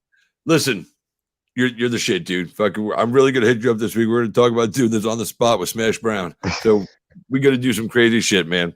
And you know, we'll have Justin do some of the editing and all the crazy stuff that he does, dude. And it'll be like a little project between the three of us. We'll make something fucking awesome. So with that being said, thanks for coming on today, man. Thanks for putting on a show last night. Congratulations on the contract and all that other stuff. And you know, you just keep being Martin Smash Brown / Trey with this no story about the Trey thing. And yeah, you know, I try to do my thing. You know what I'm saying? Have a great night, man. Congratulations once again, and be well. Yes, sir. Take it easy, my man. Thanks, man. Thanks, Craig. Oh man, yeah. What a lot of fun we have. We have here all the time. This is how I do the show. We always have a good time. We try to make it fun and goofy, and you know, sometimes it gets a little off the rails, but you know, that's okay. You know, we are not your mama or daddy's MMA show. We're not your grandma's MMA show. We're everybody's show because we can cover all bases. So that's it. Thanks for tuning in tonight. Thanks to my guests, Mark Godbeer, Bobo O'Bannon, and of course, Mr. Martin Brown. Mark Godbeer is coming for all the gold. And O'Bannon, excuse me, and Martin Brown got their wins last night. They now have contracts. So, you know, that's awesome. We'll see what they do there. That's it. Tomorrow on the show, we will be talking with UFC welterweight, the man himself, Jeff Hands of Steel Neal. After a near, death incident, I guess we could call it. He's back in training, getting ready to fight again. And people have been clamoring for him. A lot of people are talking about Chimaev, and Chimaev's calling everybody out. Neil Magny said, "I'll fight him." A lot of people before Magny threw his name in the hat were hoping that Jeff Neal would fight this guy Chimaev. Any of the matchups, between those three people, I'm in for all of it. It doesn't matter. It's going to be good no matter who goes, who wins, who gets the fights. But those would all be good fights. So, but we're going to talk with Jeff tomorrow. I might have another guest on. I'm working on some stuff right now. Don't announce the name until I have it confirmed. I don't want to put the jinx on myself. So, as always, boys and girls, thank you so much for being a part of my life today by tuning in, and thank you for letting me be a part of yours. I can never truly put into words what that means, but I do appreciate y'all. Y'all have a good night. Happy Saturday, and tomorrow's happy Sunday. We'll talk to you soon. Until next time, I am Christopher James. You've been Cage Side. Good night.